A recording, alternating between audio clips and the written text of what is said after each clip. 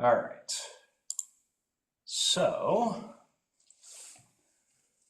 before we dive straight into things, I do want to give two of you a chance to introduce yourselves so that I can get a little more familiar with you so that you know who each other are on this training.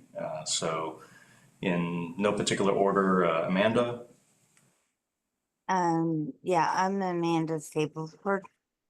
I'm just here to volunteer to help with the free tax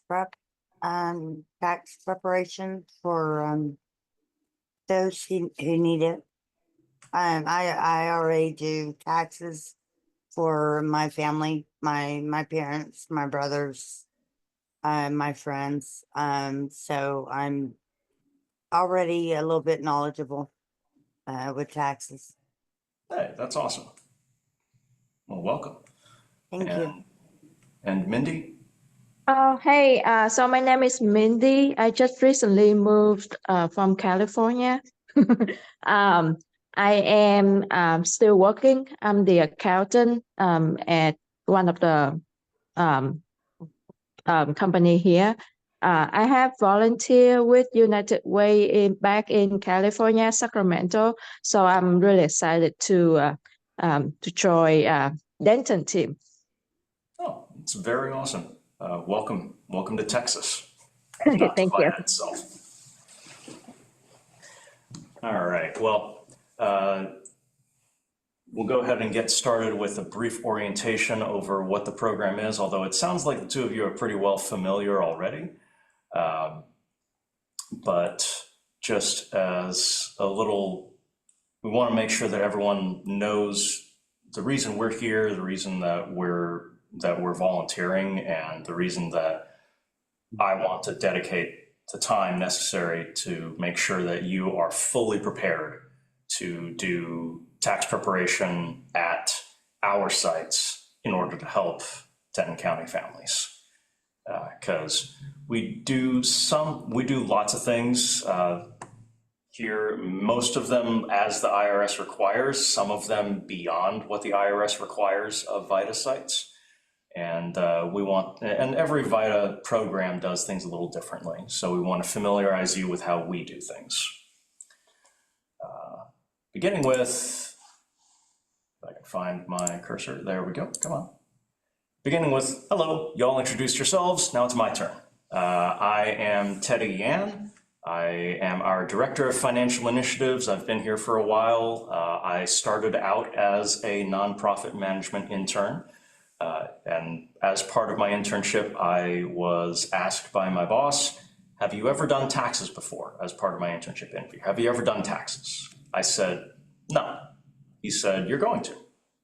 And he was right. My first year, I certified at the advanced level and then prepared 44 tax returns, brought back about $20,000 into the pockets of the families that I helped. And it was a really rewarding experience. And I've been involved in our VITA program for the 12 years since. I stuck around long enough that they started paying me. So eventually I became our Director of Marketing and Outreach. And about 7 years ago, I got an opportunity to take a sideways step into, instead of promoting the programs, helping make the programs happen. So I've been our Director of Financial Initiatives ever since, and that includes managing the VITA program for the time being. We have a new manager coming on board next Monday, actually, joining us to take this program to newer heights. So I started actually I graduated from Denton, from UNT, no financial background at all, no social work background. I started as a music major of all things. I was a baritone, if you can tell by the tenor of my voice. That didn't last very long. I found that I could not play with those egos and that music was better for me as a hobby rather than a career. So I switched my major to sociology, which significantly pleased my mother a lot more, much more employable. And now I'm actually back at UNT taking MBA courses just to make my academic career as wildly contrasting as possible. I am a huge nerd. This is a couple of years ago during the 2017 eclipse, I think, when we made a whole bunch of little pinhole cameras. They hadn't sent out all the eclipse glasses to everyone, so we just had fun with this. On the weekends, I run a D&D game for my friends. But yeah, that's a little bit about me, and this photo is just fun. Came from a North Texas Giving Day somewhere. And the last thing I'll say about me is that I am the son of 2 professors. If you give me the chance, I will lecture your ear off. So I want to set the expectation. I want to give you advance permission. If you have a question, if you have some sort of burning curiosity that would help, that you would like sated, please interrupt me. I expect you to interrupt me, and I will answer your question, or I will tell you that we will get to that later on in the training. One of the two will happen. So this is a training, but it's also a dialogue. If you see something that you want to talk about, then let's talk. All right, so enough about me, enough preening. VITA, Volunteer Income Tax Assistance. What is this program? Why are we here? VITA is, if you can tell from it being an acronym, a 4-letter acronym that comes from a very, very technical and like grokky language, wordy language. This is a federal program. It's created by the IRS. It is operated locally by local organizations. In Denton County, it's operated by us, United Way of Denton County, and has been since 2008, when AARP Tax Aid helped us get this program off the ground. Nationally, this is a pretty old program. It started in the late 60s, early 70s, and it started because of 2 credits that we will talk about in a little bit. But in terms of target audience, our aim is, by legislation, the VITA program is meant to help low to moderate income households. Now, if you're familiar at all with banking terminology, with the Community Reinvestment Act, low to moderate income households should be a very familiar term. There is an official federal definition of it. It is up to 80% of the area median income, AMI. In Denton County, that works out to about $83,000, but we have a very specific targeted soft income cap, $67,000. So our goal is to help families that are earning up to, but not over, $67,000 in annual income. It's a soft cap. If someone's income goes a little further than that, up to that 83,000, and does not present any other issues, like anything that we're not trained for, and also we have the space to accommodate them, then absolutely, we will continue to help people over that soft income cap. But primarily, our goal is to help folks who earn up to $67,000. The reason for that limit will become clear very, very shortly. And how we help them is through free tax preparation and electronic filing. Everyone's got to prepare their income. Almost everyone has to prepare their income taxes every year, the federal income taxes. And for the most part, we want people to electronically file them if we can, because that is so much better for them in terms of stuff doesn't get lost in the mail. The tax filing gets to the IRS immediately, as opposed to having to wait for the US Postal Service to get stuff to them. And it can be automatically processed as opposed to having to be manually entered by an IRS staffer, which takes its own additional wait time. So these are all, that's a brief summary. In Denton County itself, in terms of who we help geographically, we help the entire county. All four borders, that's who we help. We help we operate sites in 8 different locations, 7 different cities across the county. Last season, we had these particular sites. All of them are continuing forward into this season, into 2025. And we primarily partner, if you can tell, with local libraries to provide free tax preparation. They'll lend us a computer lab or a community room, and we'll set up and help people there at a set time every week, every day, every week. To go a little more in depth into who we help, by legislation, we're targeting low to moderate income taxpayers. Locally, and United Ways in general tend to refer to the population we're trying to help instead as ALICE, or asset limited, income constrained, employed. So these are people who are working paycheck to paycheck, trying to make ends meet, but they cannot pay for the lowest cost everything that's necessary to survive in their community. So think of the worst housing that you can get that still technically shelters you and is a roof above your head. Think of the worst transportation you can have, a very old beat up used car that you have to fix every week. That still technically gets you from point A to point B, the worst technology that will still let you have a smartphone so that you can interact with the stuff necessary at work. The worst everything, the worst childcare to make sure that your kid still technically is alive when you come to pick them up. All that still costs money. And when you add up all of the worst costs possible, then you get what we refer to as the ALICE threshold, the minimum amount of money that you have to earn in a community to pay your way through living in that community. And a whole lot of households in Denton County, 113,000 households in Denton County, do not earn above that ALICE threshold. A third of the households in Denton County do not earn enough money from their paychecks alone to make ends meet by paying for everything out of pocket. And those are the families that we are trying to help.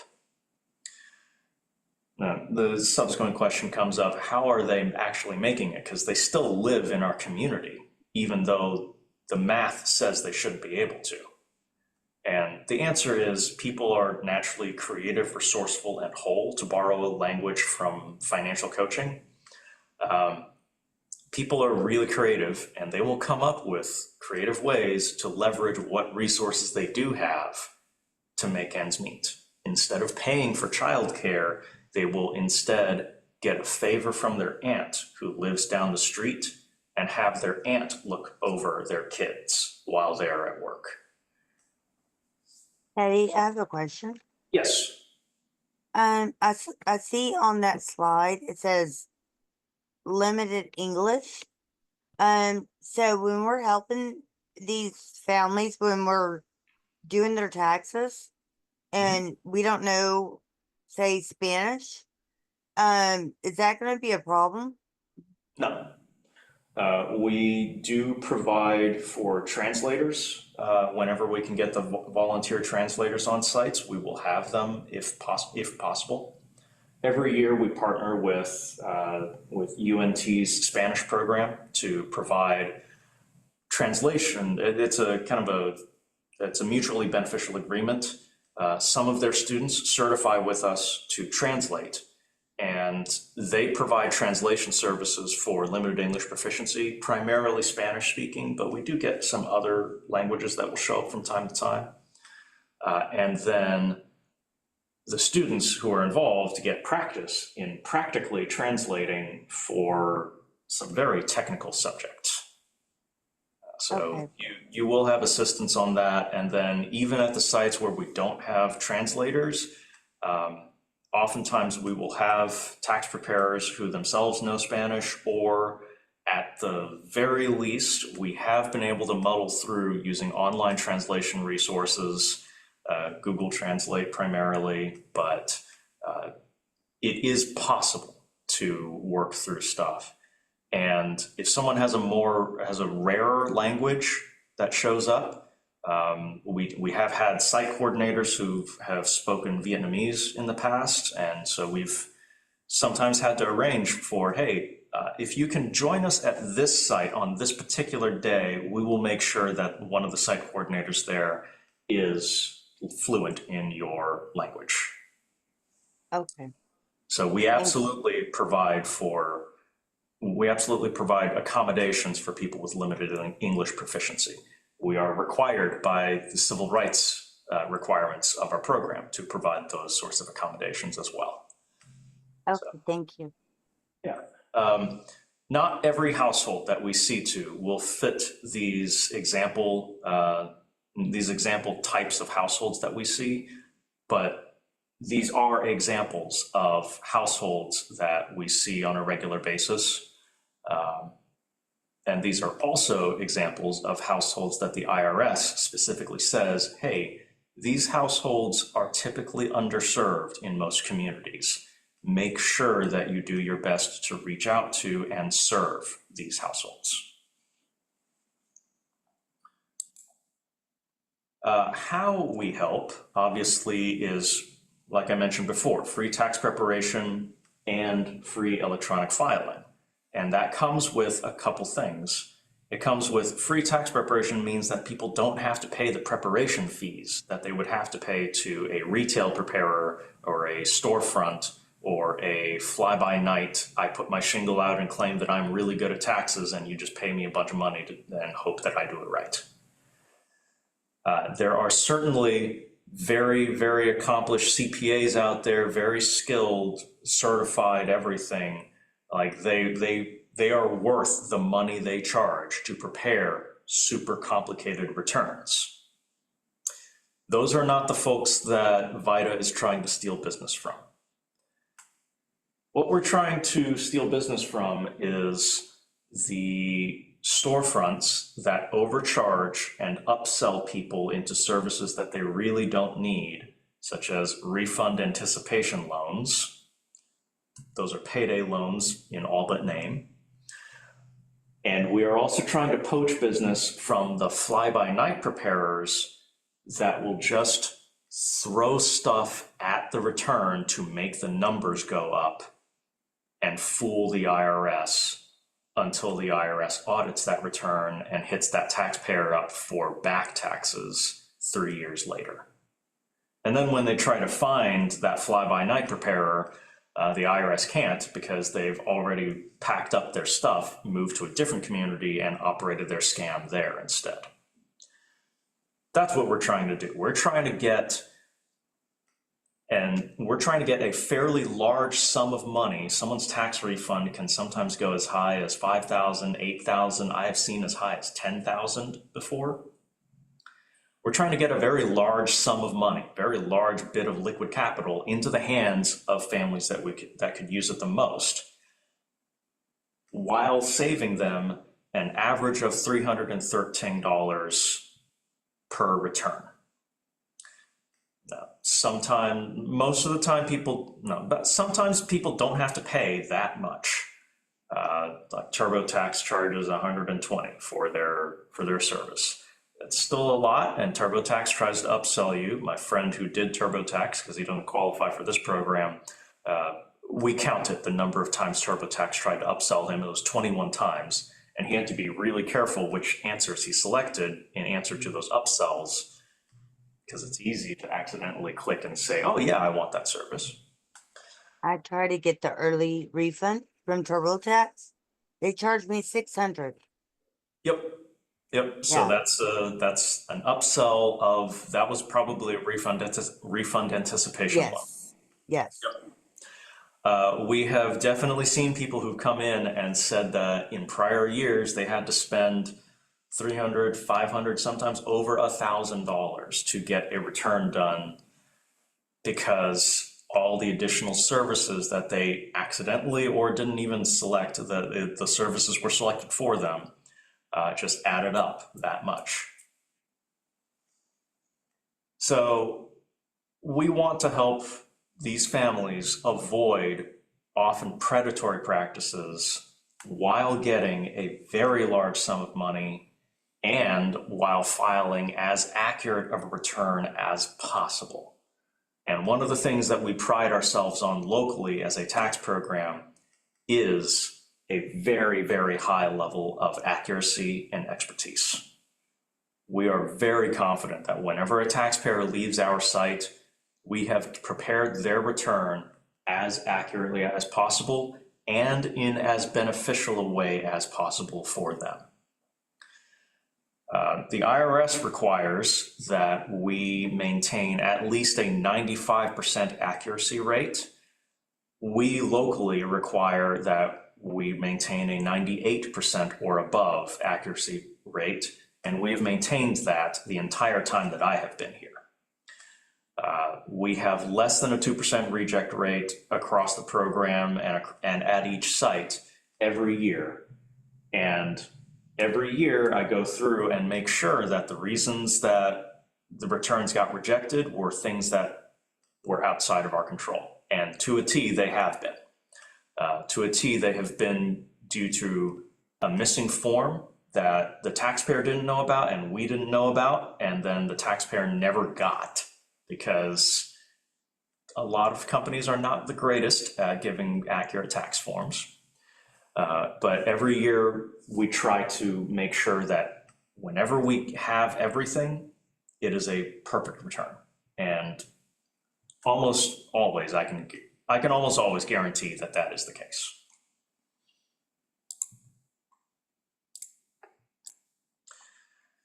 In terms of a little more detail about how we help, how does a return get up to $8,000, $10,000 of income? Well, there's a lot of different reasons, but two of the primary reasons are going to be earned income tax credit and child tax credit. These are two very large credits that can come back to people who are in the sweet spot of the eligibility criteria and the financial range in which you can get these credits. So the way that these credits work is certain life circumstances will cause them to, will trigger these credits. And then based off of someone's earned income, they will start accumulating. So once you get earned income, you start getting the earned income tax credit, and it grows and grows and grows as you get more income. The more you earn, the more you get. And then there's a point where it plateaus. For a certain income range, you just get the maximum earned income credit possible. And then as you earn more income, you start falling out of the eligibility criteria, and it starts to shrink as you earn more money. And then around $66,000 and some change, earned income credit drops down to 0 and it phases out. And if that number sounds familiar, that seems correlated with the $67,000 soft limit of our program. It is entirely there because we are trying to focus on the families that will get earned income credit. The program, VITA, originated because of earned income tax credit and child tax credit. In the 60s and 70s, Congress passed legislation and said, hey, these households, this is part of the war on poverty, Lyndon B. Johnson's war on poverty. These households are in poverty, or these households are financially struggling. Let's help them. We're trying to help them. So here, earned income tax credit. It's a tax credit that we give to encourage people to work more, and we want to reward hard-earning workers, hard-working earners. So cool, we've established that credit. And child tax credit. Kids are in poverty. That's unconscionable. We need to find the best way possible to end child poverty. Well, child tax credit actually has been proven multiple times over to be the best federal program at ending child poverty. Just give families with kids a whole bunch of money. That seems to work pretty well in helping them have more money. Imagine that. So Congress passed legislation to make these things happen. And they said, hey, we passed the legislation. Everyone's going to get these credits. It's amazing. Problem solved. No one took those credits the next year. No one knew how to take the credits. They had been established, they had all these complicated calculations, no one knew how to do them right off the bat. And so Congress took a step back and said, whoa, okay, we didn't think this through. IRS, please create a program to help these families file their taxes. And thus VITA was born. So, VITA, volunteering to help people with their taxes. That comes with the question of, hold on, people's taxes are a pretty sensitive and important topic. What happens if I get something wrong? Well, there's two answers to that. The first answer is, we're not going to let you get anything wrong. We'll double check your work. We're required to double check your work, and we were going to do it anyways. And also, well, three answers. We're going to train you so that you don't make mistakes. 2, we're going to double check your work so that you don't make mistakes. And 3, even if somehow a mistake slips through our double checking and our training, you are still not liable as long as you are doing everything that you're supposed to do and nothing that you're not supposed to do. So stay within the certification and scope of service of your certification and our VITA program. Follow our program procedures and training, and then do not cause harm through willful, criminal, reckless, grossly negligent, or conscious, flagrantly indifferent acts. You can be indifferent if you want. That's pretty rare. Most of our volunteers are very, very passionate about the work that we do, but you just can't be flagrantly indifferent. And as long as you meet those criteria, then you are protected by the Volunteer Protections Act of 1997, which basically says, when you're preparing this return, you are doing so based off of the information the taxpayer provides and assuming that the taxpayer is telling the truth unless you have a reason to believe otherwise.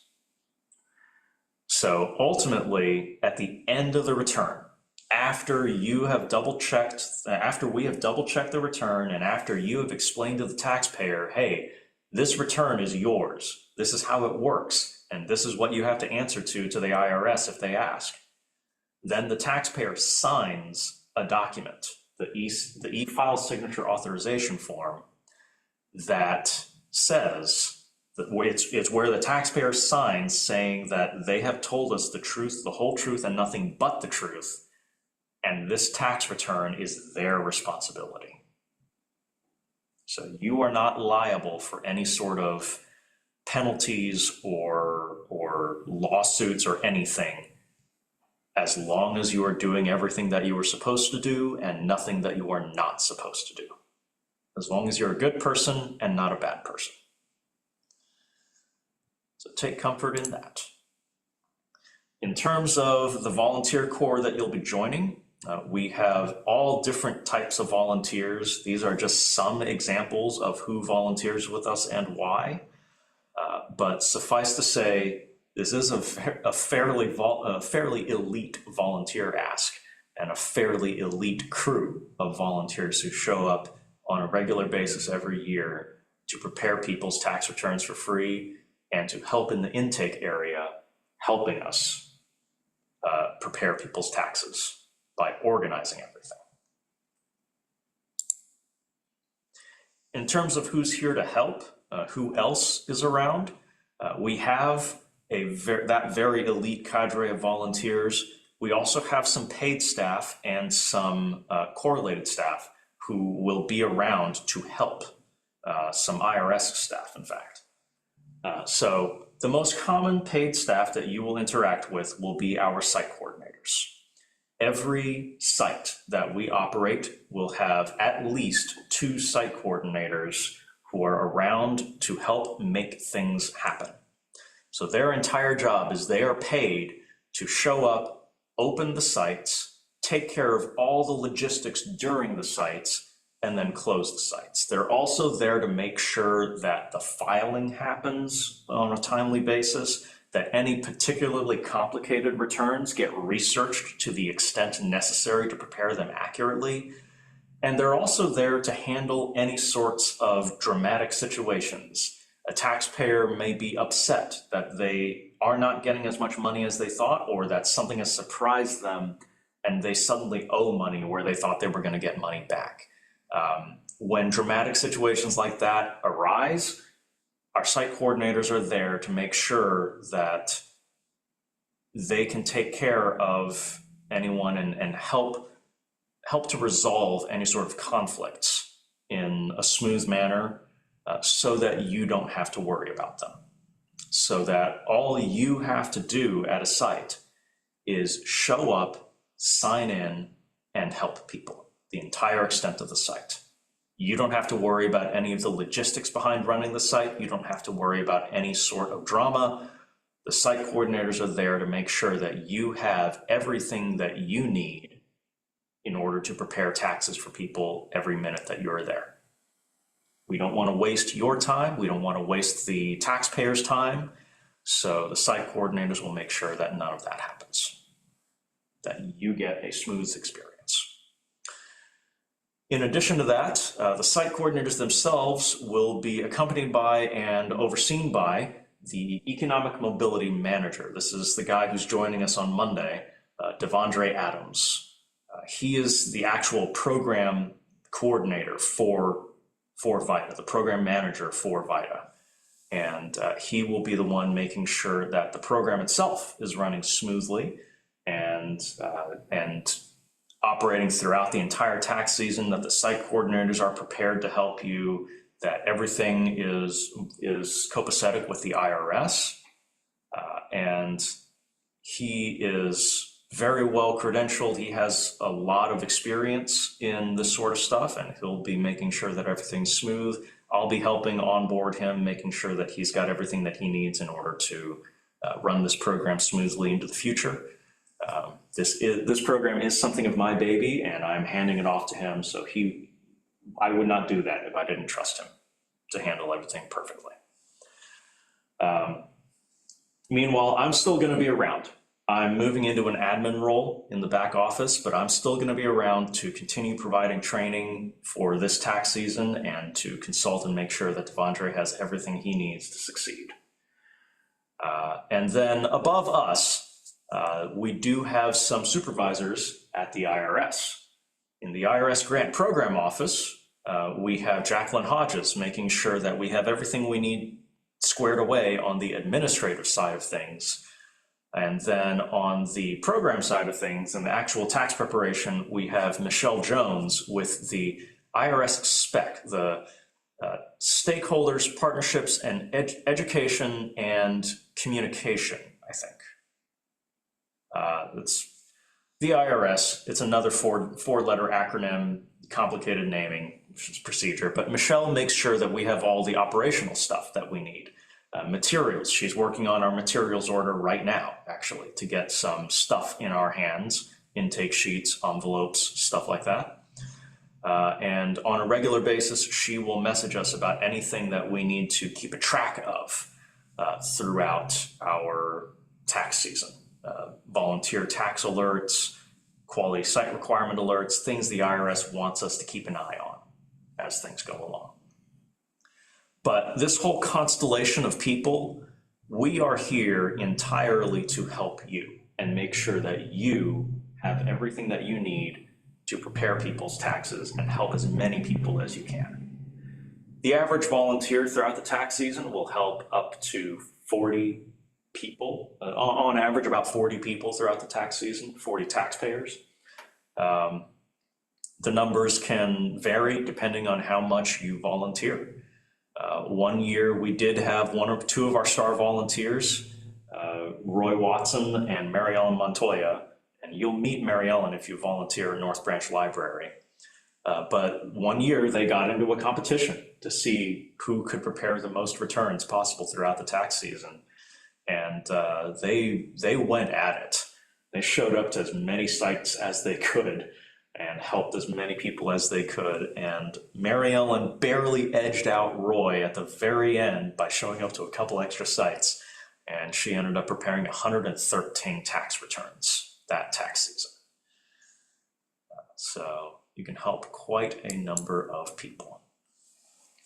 So what are the next steps? Well, in order to volunteer with us, in order to start from your eagerness to volunteer and get to helping actual taxpayers at actual sites, we have 3 more trainings past this morning's orientation. There's tax prep 1, 2, and 3, plus our orientation and intake.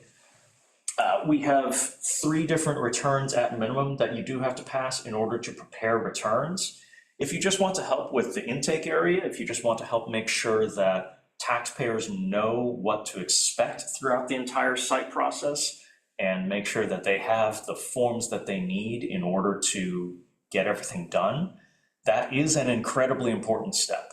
Volunteer tax preparers are helped significantly when they know that when a taxpayer makes it back to the site, back into the preparation area, that taxpayer has everything that they need all ready to go for you to look at and for you to perform your interview because there is a competent and skilled intake specialist out front volunteering to help organize everything. If you want to do intake, then you just need to take the first two exams, and you just need to take this orientation and intake class. I'll go through everything that you need to know for this. If you want to prepare taxes, then you will also have to take either the basic or advanced exam, and we highly recommend the advanced exam for reasons that we'll get into shortly. But once you've taken those 3 exams and then any bonus exams that you want to take as well, then in order to volunteer with us, there is a form 13615. This is the Volunteer Standards of Conduct Agreement, and it says it's an agreement that you sign where you attest that you will be a good person, you will not be a bad person, this is who you are, and this is what you are certified to do at a VITA site. Once you have signed and turned in that document with a site coordinator or with me or with Devondre, then everything is copacetic and you will be able to join us and volunteer. You can even just bring that form to the first site that you visit, and that'll count as you have turned that in. You hand it to the site coordinator and that'll count as you turning in your 13615. We will run a background check on you throughout the tax season to make sure that we are protecting you, our other volunteers, our taxpayers, and our program as a whole. But in general, that's what you need. Pass the exams, turn in your agreement, get background checked, volunteer. And we will actually take the Volunteer Standards of Conduct and intake exams here this morning through the online interface. I'm going to show you how all that works. So speaking of, any questions before I jump into the tax prep program itself? No. No. All good? Awesome. Well, on your browser of choice, I would like you to go ahead and open up this link, linklearncertification.com. So it should work it definitely works in Firefox and Chrome. It should work in Edge if you default to Edge. It should work in all the other ones. If they're Chromium based, then it'll be fine. If you do another web app, it's fine. But Firefox is my preferred browser, so I'm going to go ahead and pull over mine so I can find where my cursor went. There it is. All right, and we want linklearncertification.com. And what you see should be this. I should also note in the print packet that I handed out, there is a whole set of instructions in the printed packet that I handed out that are specifically for how to get started in Link and Learn certification.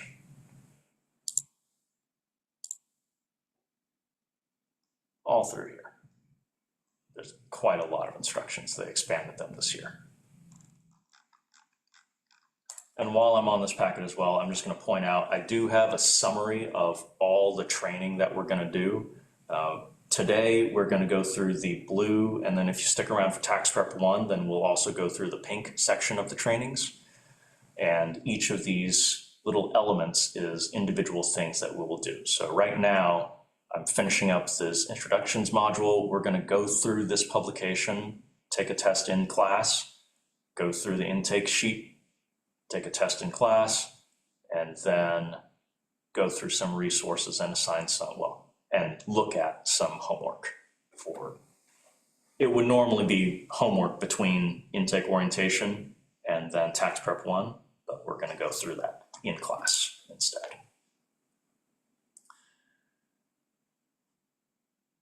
So in Link Learn certification, if you already have a Link and Learn account or Link Learn certification account, then you can use your prior account. So Mindy, you probably have a Link Learn certification account from the previous version of this system. Yes. Yeah, you can still use your previous credentials. They did import the previous credentials into this new system. Okay, cool. Meanwhile, Amanda, if you haven't created one, then you can go ahead and click Create Account. Okay. And then create new account.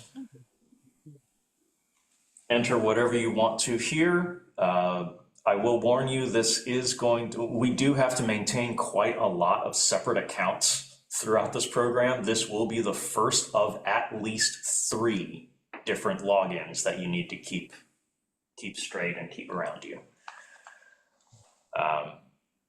But establish the login that you want, establish your information, and then you can log into your account. There shouldn't be anything like weird or specific here. It should be pretty straightforward. This is your account, and I do not have admin access into the back end of Link Learn certification.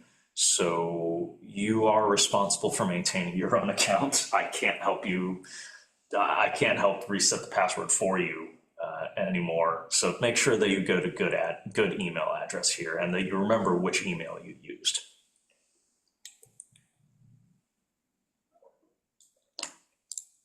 So I am going to go ahead and log into my own account.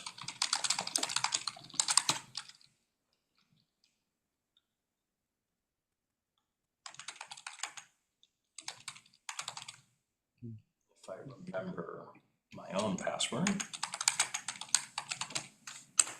There we go, that should be it. All right, and once you have created your own account or logged in, then you should see this interface. It's got a couple menu items up top. My Learning will take you to some informational stuff. Certifications will take you to which tests which test paths you want to take.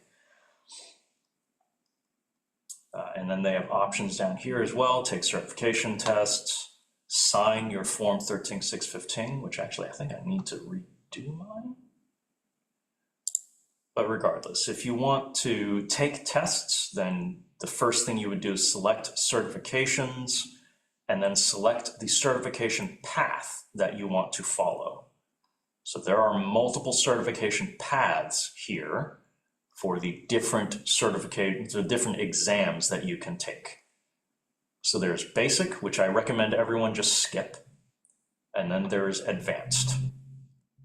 I would recommend everyone go down the advanced certification path.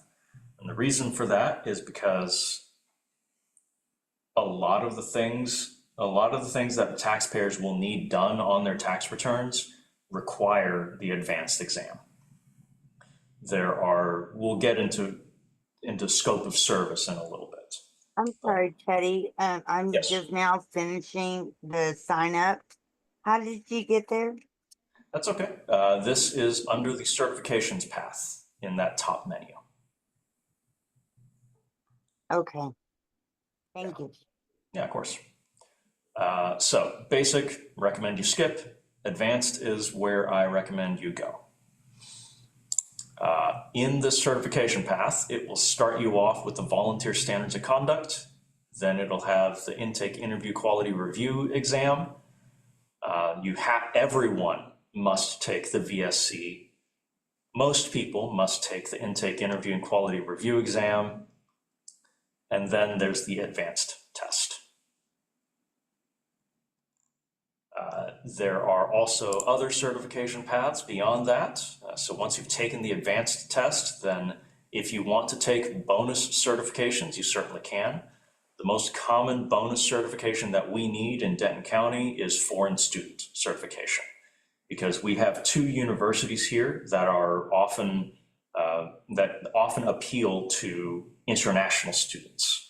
And international students will often, foreign students will typically need the foreign student examination to address, are they a resident or a non-resident alien? And if non-resident alien, what sort of visa are they here on? And does that visa have any tax implications? Oftentimes it does. But in order to determine that, you have to have the foreign student certification. And on a regular basis, we will prepare like over 100 foreign student returns throughout the tax season.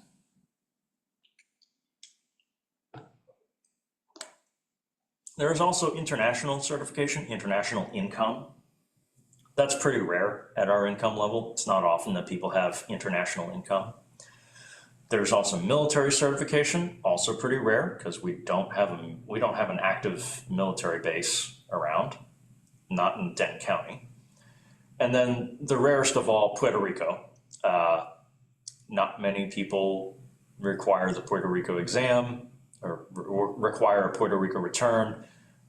We have, in the history of our program, prepared precisely 3 Puerto Rico returns out of tens of thousands of households. But those are the different certification paths available. And then there's also the volunteer agreement, which is where you can, okay, no, I have an updated one.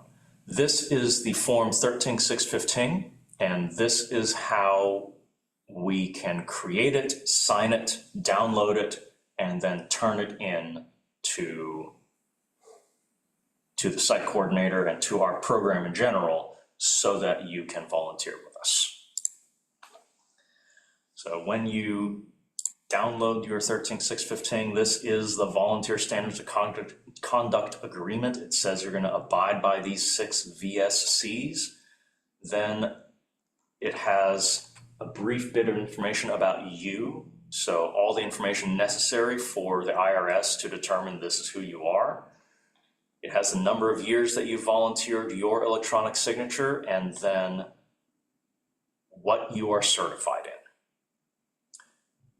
Teddy, Yes. when I click on, I'm using my phone. Okay. When I click on the form 13615 volunteer agreement, Yep. the only option it gives me is take certification test. It doesn't say anything about downloading. Correct. Because you haven't completed any of the exams. Oh, okay. When you complete the exams, it will give you the option to electronically sign and then download this form. But right now, you would have nothing here. And so your 13615 would say that you can't volunteer with us. Okay, gotcha. Makes So sense. we'll get to that in a little bit, but this form is then signed by an approving official. So that's signed by a site coordinator or by Devondre or by myself. One of us will have to sign this form before you can volunteer with us. And we are required to also look at your photo ID when that happens to verify that you are who you say you are. But this form must be turned in, and then the items that are marked as P for passing, those are what you are allowed to do at the VITA site. That signifies to VITA, the program in general, what you are certified to do. You can get like downloadable certificates that are all fancy, and they show, oh, you passed the advanced exam. Congratulations. Give me this form. This form is the only one that matters. You can print off the certificate for yourself if you'd like. This form is the only one that matters for the purposes of fulfilling the IRS requirement that you be certified.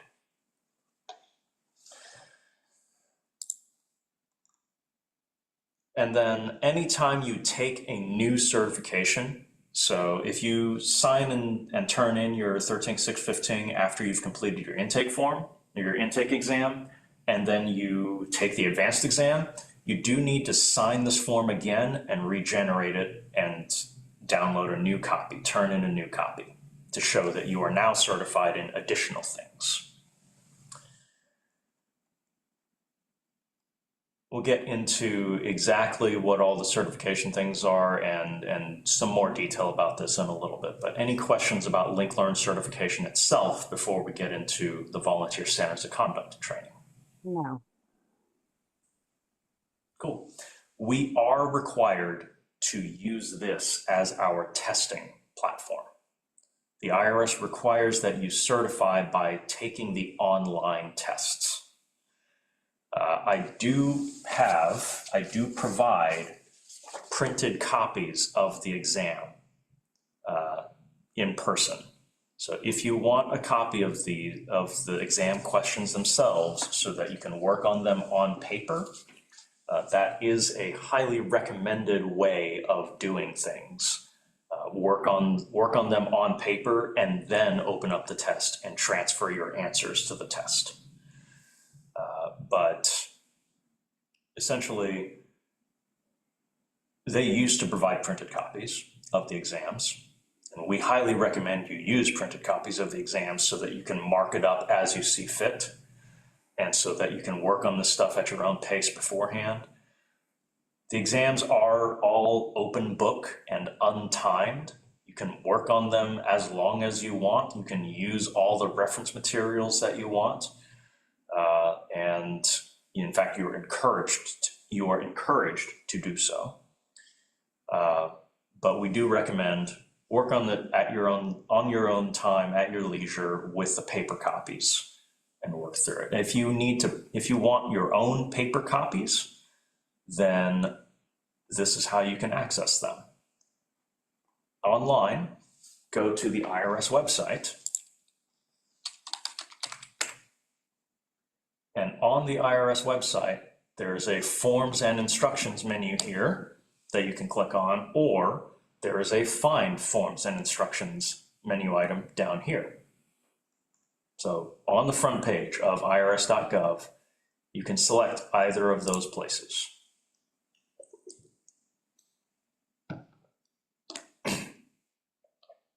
And then it'll give you a forms, instructions, and publication search. If you know the number of the publication that you're looking for, you can always select it here. If you don't know the number, you can type in what you're looking for and, for instance, test. And I think that should show, yeah, it'll show you, well, it shows us the Spanish version. I know the number 6744. The publication 6744 is the PDF copy of the exam. So when you pull up the 6744, this is the document that will show up. It is the Volunteer Assistors Test and Retest for 2024. And this has literally every question for every exam that we can possibly take. It also shows you the available certification paths for you.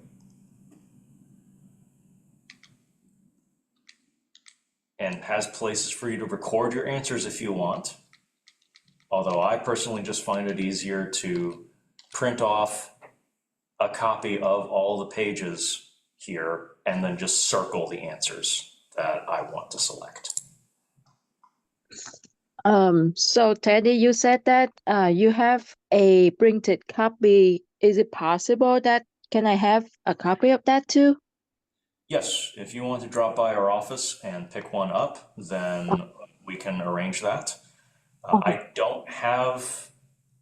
I have ordered Form 6744s from the IRS. So far, the IRS has dispatched one part of our order, and they have not included any 6744s. So I am wondering whether they have just declined to print any this year.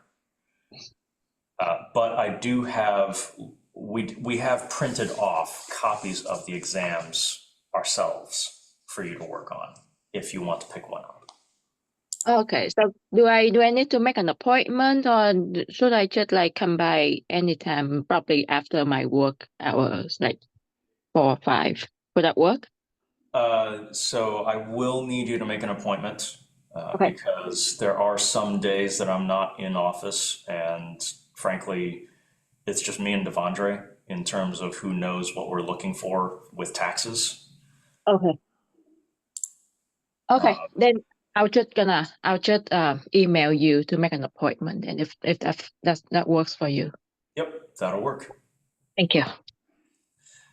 This is literally every question for every test, including the retests.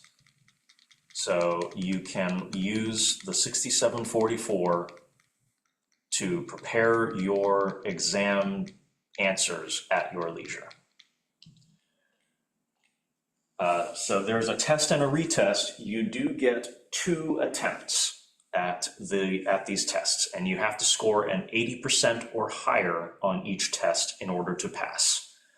If you somehow, we're going to prepare you throughout the course of these trainings to pass the first 3 exams, all the way through advanced test. You will have everything that you need. If somehow you don't score an 80% or higher on the advanced test, please talk to me or Devondre before you try the second time so that we can make sure that we help you fully understand everything and fully understand the question being asked and where you should look for the answers. Again, this is an untimed open book exam, and that very much mirrors our priorities. Neither I nor the IRS expect you to have everything memorized. In fact, having everything memorized is a very dangerous way to go about taxes because there are lots of very small, minute details that will change the correct answer to a scenario. The last time that I thought I had something memorized, I missed a question because I forgot, or rather, I didn't remember that I had never noticed before that qualifying widow, qualifying widower only works with your child and does not count grandchildren. So I missed a question on the advanced exam because of that. It's one of the few times that I haven't scored a 100% on the advanced exam. But talk to us before you take the retest so that we can make sure that you understand where to look. What we expect, what I and the IRS both expect, is not that you have everything memorized. We expect that you understand where to look for the answer or where to look for the information you need to properly answer a question and how to interpret the information that you get in order to answer that question properly. And that you take as long as you need to find the right answer. Even at VITA sites themselves, our priority is accuracy. Speed is important, don't get me wrong. We want to help as many taxpayers as we can. And in general, it takes about 45 minutes to prepare an average tax return. Some of them go faster at 30 minutes, some of them go longer. Sometimes we'll spend an hour and a half, maybe 2 hours on a particularly complex return. But for the most part, about 45 minutes is enough to prepare a return, then quality review the return, and then get the last paperwork done. But we want you to be as prepared as possible to prepare someone's return and prepare it accurately. So in the forms and publication section, we're going to go ahead and get started on the Volunteer Standards of Conduct exam, which involves training you in the Volunteer Standards of Conduct. If you want to follow along, then in the Forms and Publications search, you should enter the numbers 4961. The 4961 will bring up the Volunteer Standards of Conduct Ethics Training. And it will bring up this publication in particular. What we're going to do is we're going to go through this publication, then we're going to go through the actual VSC, Volunteer Standards of Conduct test. It's 10 questions, it's a quiz, and you can go ahead and take the test as we're going over it in class. And then we're going to do the same thing with intake, interview, and quality review. We're going to go through the IIQR trainings, and then we're going to go over the IIQR test, and you're going to take that test as we're going through it. And by noon, you are going to be certified in Volunteer Standards of Conduct and the intake, interview, and quality review exam. And you're also going to understand how we do our intake process here and how we do our processes. So, Volunteer Standards of Conduct, Ethics Training, the publication 4961. If you have done any sort of corporate ethics training whatsoever about what HR expects you to do in terms of being an ethical person, then this will be incredibly familiar to you. The important thing here is we're going to go over the 6 volunteer standards of conduct. But basically, this is your standard corporate training of be a good person, don't be a bad person, and this is how we define good and bad. So it's got introductions, it's got objectives, it's got a definition of what unethical is, which should be pretty obvious, but they have to write it down. Most importantly, though, this publication covers the 6 volunteer standards of conduct. So the 6 volunteer standards of conduct start with volunteer standards of conduct number 1, follow all 10 quality site requirements. And if this sounds like, if you're starting to worry, if it sounds like, oh, there's so much to memorize, don't worry. Most of these are really, really blindingly obvious. And a lot of them don't even really apply to you because the site coordinators will see to the quality site requirements, to many of them. But in order that they are presented, quality site requirement number 1. Certification. In order to volunteer with us, you have to be certified.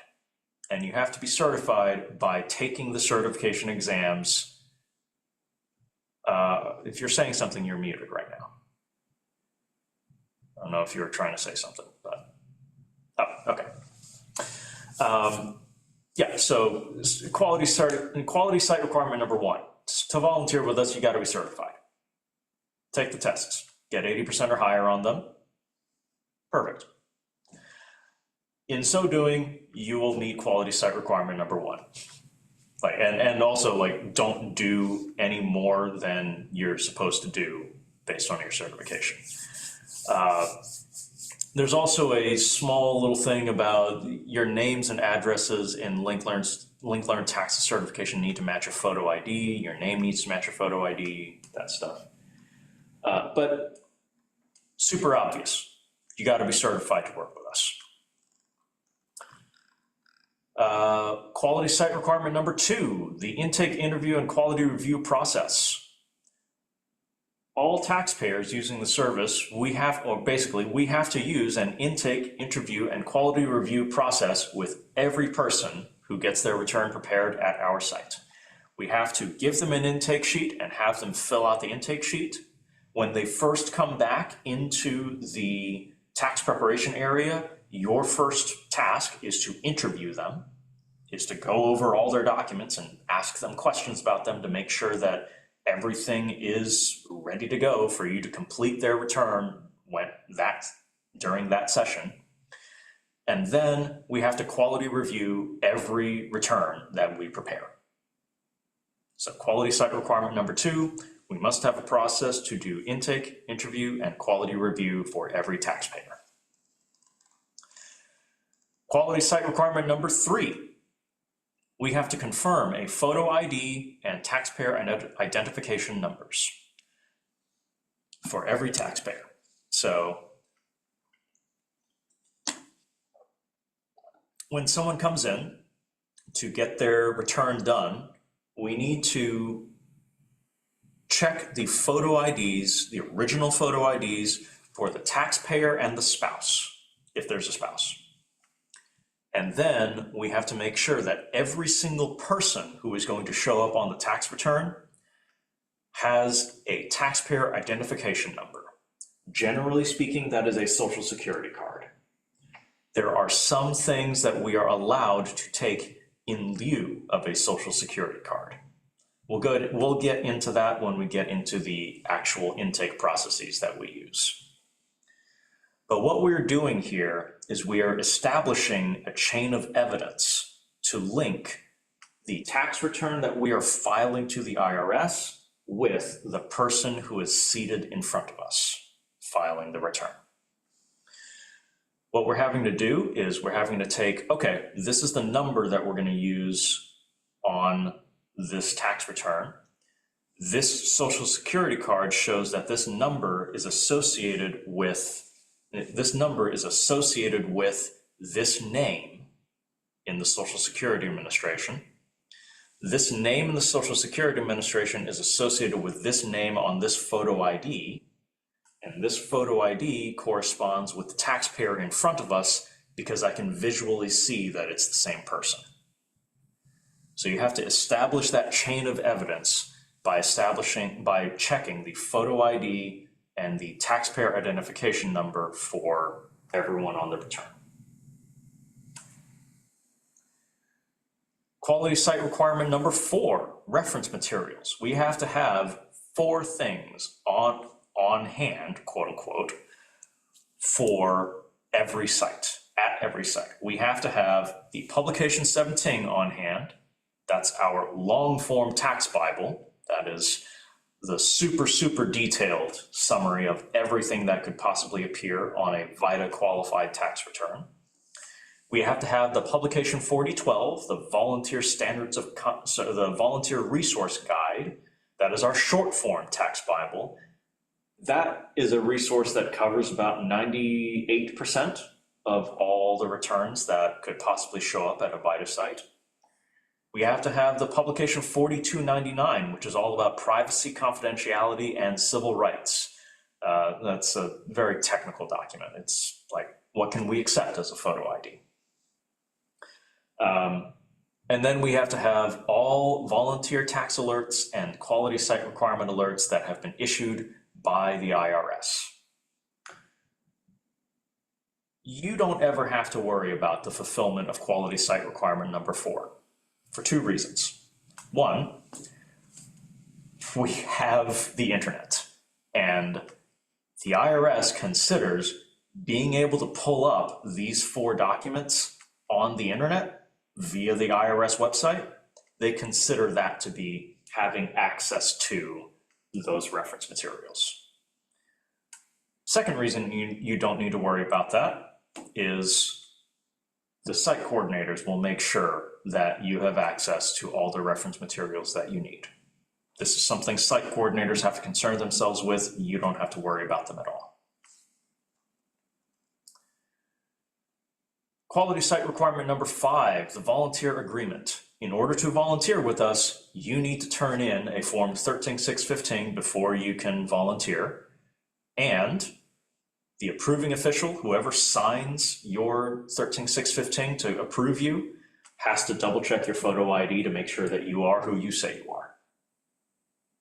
Quality site requirement number 5, volunteer standards, volunteer agreement. Quality site requirement number 6 is not something you have to worry about. Timely filing of tax returns. You don't have to worry about this because our site coordinators will file tax returns on your behalf at the end of every tax preparation session. Part of our shutdown procedures for a site is to double check that we have all the documents that we need in order to file someone's return and then e-file it to the IRS. You as a volunteer will never file anything for anyone. You just prepare the return and get it ready to file. There's also other stuff with QSR number 6 about we have to double check whether the return has been accepted within a certain period of time. And then any rejected returns we have to address within a certain period of time. That is all stuff that the site coordinators will handle. You don't have to worry about that. Quality site requirement number 7, civil rights. We are required to do certain things like post a poster that says every taxpayer's civil rights will be respected at the site, and if they are not, this is how you can report a site that is violating your civil rights. That is part of our starter procedures. You don't have to worry about that. The site coordinators will take care of that. The only thing you really have to worry about with QSR number 7 is not to violate anyone's civil rights. So we cannot discriminate against anyone please don't discriminate against anyone for any reason whatsoever, but especially don't discriminate against someone because they are one of the protected classes, the federally protected classes. We'll go over them in a little bit, but just don't violate anyone's civil rights. Quality site requirement number 8 is a really easy one for you because you don't have to worry about this at all. Every return must include the correct site identification number. I set that up for every tax site as I'm ordering them, which I did last week. And then the site coordinators are the ones who check through the sites on a regular basis to make sure that the returns are still being recorded to the correct site identification number, SIDN. You don't have to worry about that at all. Quality site requirement number 9, correct e-filing identification number. So again, every return must have the correct electronic filing ID number. This is also something that I have set up on all of our sites and that our site coordinators will double check on a regular basis. You don't have to worry about that at all. Then quality site requirement number 10, security, privacy, and confidentiality. This is specifically dealing with data security and privacy of personally identifying information. This is where we ask you, please make sure that you are treating sensitive taxpayer information the way that you would want someone to treat your own personally identifiable information, sensitive information. So adhering to this includes things like making sure that I do not read someone's social security number out loud to the point where someone else could hear that. I have a habit of whenever I'm entering a number, I will read it out loud. So I have to very consciously suppress that habit myself whenever I am entering someone's social security number or when I'm entering their birthday. I cannot say their entire birthday because that's personally identifying information. That could help someone steal their identity if I let that become public. So don't let that happen. What I will often say, and I'll cover why later on, what I will often say is, oh, born in March, awesome. I'll talk about why in a little bit. But there's other things here. Like there's a lot of setup related stuff, like what sort of wireless networks are we allowed to use and not allowed to use in order to prepare returns. But there's little things like don't leave someone's tax return open on a computer when you walk away from it, or when you walk away from it for more than just grabbing paper off the printer. Don't linger on a screen where someone else's personally identifying information is going to be up for the taxpayer you're working with to potentially see. Keep an eye out for other people. Oftentimes we'll arrange tax preparation stations to where two tax preparers, two volunteers, can watch behind each other and make sure that a taxpayer isn't just lingering over someone's shoulder and looking at someone else's tax return. So we try to avoid any sort of setup that would even permit that to happen, but help make sure that we can keep our data secure. Also, don't share around your logins and don't throw files and documents all over the place. Whenever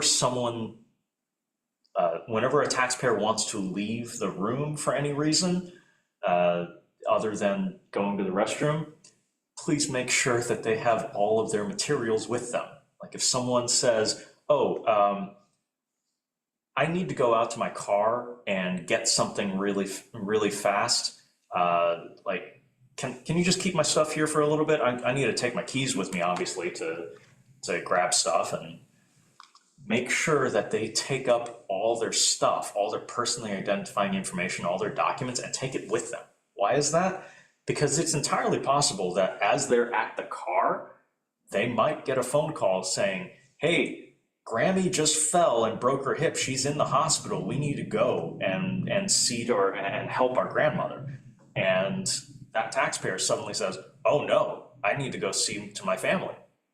And then gets in the car and jets, and they've left us holding their social security card and all their documents with their address and their birthday and their social security number on it. And all of a sudden we're having to maintain custody of that. And we want to avoid that if at all possible, because that severely complicates quality site requirement number 10, security, privacy, and confidentiality. So do what we can to make sure that we can keep personally identifying information secure. So that's the 10 quality site requirements. There's a lot for site coordinators to keep track of, but you yourself don't have to worry about almost half of them. And most of them are really obvious. Volunteer standards of conduct number 2. Do not accept payment, ask for donations, or accept refund payments for federal or state tax return preparation from customers. Free is free, right? We're offering a free service. We are not going to accept any sort of payment for a free service. We're not going to accept any sort of donation on behalf of because of it. Or we're not going to compel any sort of thing like that. Like this should be super, super obvious. This is a volunteer program. We're providing free tax preparation. Free is free, but they have to put it on the definition of ethics anyways.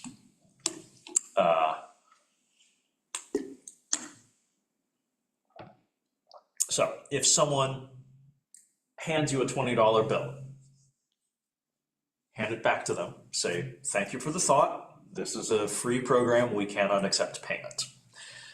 If someone says, hey, how can I donate to United Way on behalf of, because of this program, just say, we don't ask for any donations. You don't have to donate at all. If you want to donate, there's ways to find online how to do that, but we're not going to accept any payment or donation in return for the preparation service. There is one less obvious caveat here that they include under VSC number 2. Volunteer standards of conduct number 2 includes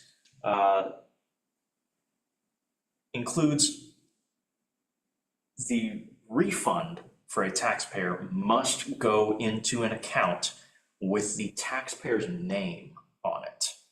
And specifically, this volunteer standard of conduct calls out volunteers and the tax program cannot deposit a taxpayer's refund into someone else's account and then arrange for that refund to get to the taxpayer later. The reason that they emphasize this, the reason that it's included in this publication is because people have done this in the past innocently with all the well-meaning in the world. People have, in full attempt to help the taxpayer as best as possible, people have absolutely, in the past, done the unethical action of, hey, your refund is here. We want to get it direct deposited so that it doesn't get lost in the mail and so that it gets back to you as quickly as possible, but you don't have a bank account. So you know what? I have a bank account. I promise you, we can deposit it into my bank account and immediately I will send that money to you. Like, it's done with all charity, it's done in good faith, but it is rife with the potential for unethical behavior. And we will not brook that. The IRS does not allow that. A direct deposit must go into the account bearing the name of the taxpayer. That's the only way that we're allowed to arrange that. Really, it's just the taxpayer is going to give you some sort of documentation showing, hey, this is the account that I want this deposited in. We're only going to, yes. What if they want it into, say, their cousin's account or their whatever, their family member's account? Technically, it is supposed to be an account bearing their name. Okay. At the same time, if the taxpayer gives us a document that says, hey, this is the account that I want you to deposit this in, okay, we will do as the taxpayer wishes. It's just we ourselves cannot accept a refund. Okay. Should be obvious, right? But right. They're still saying it. Right. There is one exception to the we cannot accept any sort of compensation thing, because from time to time, taxpayers will get very insistent that they must repay us in some way for the wonderful service that we have rendered to them. And in that case, the one methodology that the IRS themselves allow is baked goods. If someone just absolutely will not leave our site before they have a way to give us something in return for their return, we can ask them to bring us snacks. We typically have to keep them hidden from the library and have to be really surreptitious, because for some reason the libraries tend not to like when we bring in crumbly stuff into their computer labs. But we are permitted to accept muffins and other baked goods in recompense. If you ever run into a situation where a taxpayer hands you a thank you card, and then after you leave, you open it up and realize, oh, they left a $20 gift card to a restaurant in this thank you card. Talk to your site coordinator. We have dealt with that before, and the trick is we take it back to the office and we call them and say, hey, you need to pick this up because we're not allowed to use this, and we're going to toss it if you don't pick it up. So, cannot accept any sort of payment or anything of monetary value. Volunteer standards of conduct number 3, do not solicit business from taxpayers you help, and do not use the information gained about them for any direct or indirect personal benefit for yourself or any other specific individual or organization. So this is a really obvious one that has some additional details and caveats. that are important to keep track of. The obvious one is, yeah, these people are here preparing their taxes and they're trusting us to use their information for nothing else other than preparing their taxes. So do not violate that trust by using their information for personal gain or for the personal benefit of any other person or organization. So examples include, if your kid is doing candy sales to raise funds for their band fundraiser, you cannot say to taxpayers, hey, would you like to buy a piece of candy? It's for my kid's band fundraiser. Cannot do that. Violation of volunteer standard of conduct number 3. You cannot, if you run a small business offering health insurance policies, and throughout the course of talking with the taxpayer, you find out, oh, they mention, oh, I don't have any health insurance. Oh, I sell health insurance myself. Do you want to talk about that afterwards? Cannot ask that. You cannot solicit business from that taxpayer. You cannot use the information about them. You can't call them later and say, hey, would you like to buy health insurance? I know you mentioned that you didn't have any. Can't do that. It's not just monetary benefit either. There is an explicit example in this publication, which means that someone somewhere has done this, of if I am quality reviewing the return of a really pretty girl and she marks single on her intake sheet, I cannot afterwards call her up and say, hey, like, would you like to go on a date? That is an explicit example in this PDF. That means that someone somewhere has done that. Please don't do that. Personal benefit, direct or indirect personal benefit for yourself or any other specific, do not do that. On a more serious note, there is one specific place that this gets really complicated. Whenever someone falls out of scope for us, if someone's return requires something that we are not allowed by the IRS to touch, we cannot recommend a specific tax preparer for them to go to.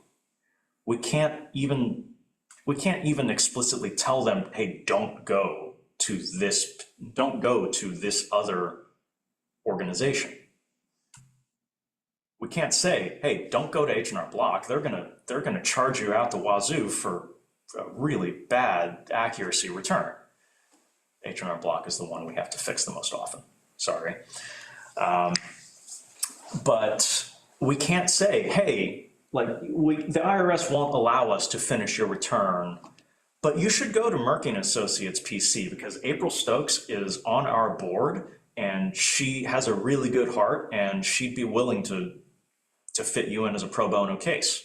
We cannot say that because that is inuring to the personal benefit of Merkin Associates PC. Like, all that's true. I can't say that because that would inure to the personal benefit of her and her CPA firm.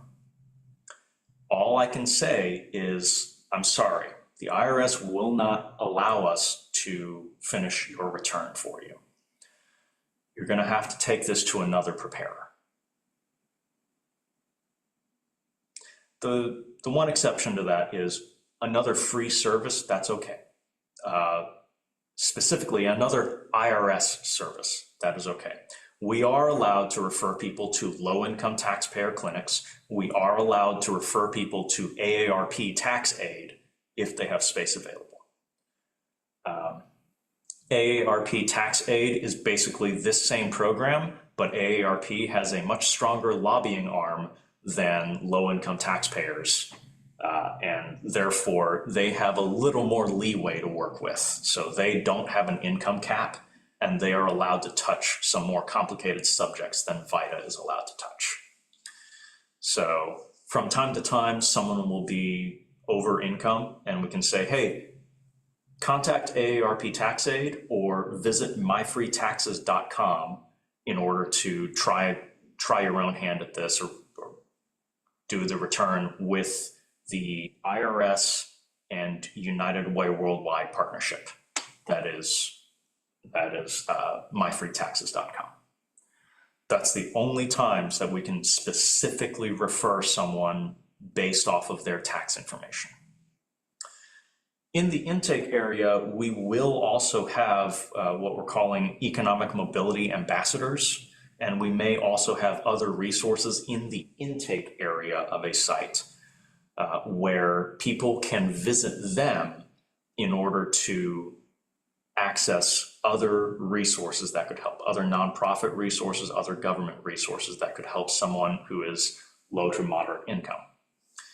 The reason that is acceptable is because the reason that doesn't violate VSC number 3 is because in that case, we are not using any information that they are providing for the preparation of their tax return.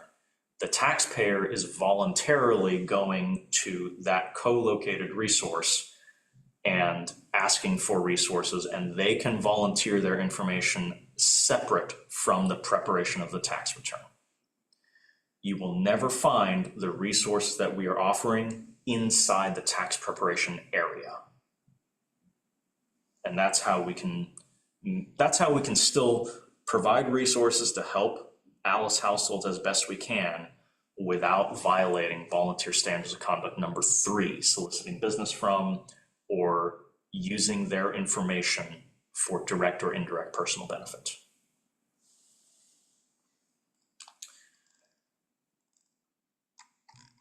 Okay, volunteer standards of conduct number 4, do not knowingly prepare false returns.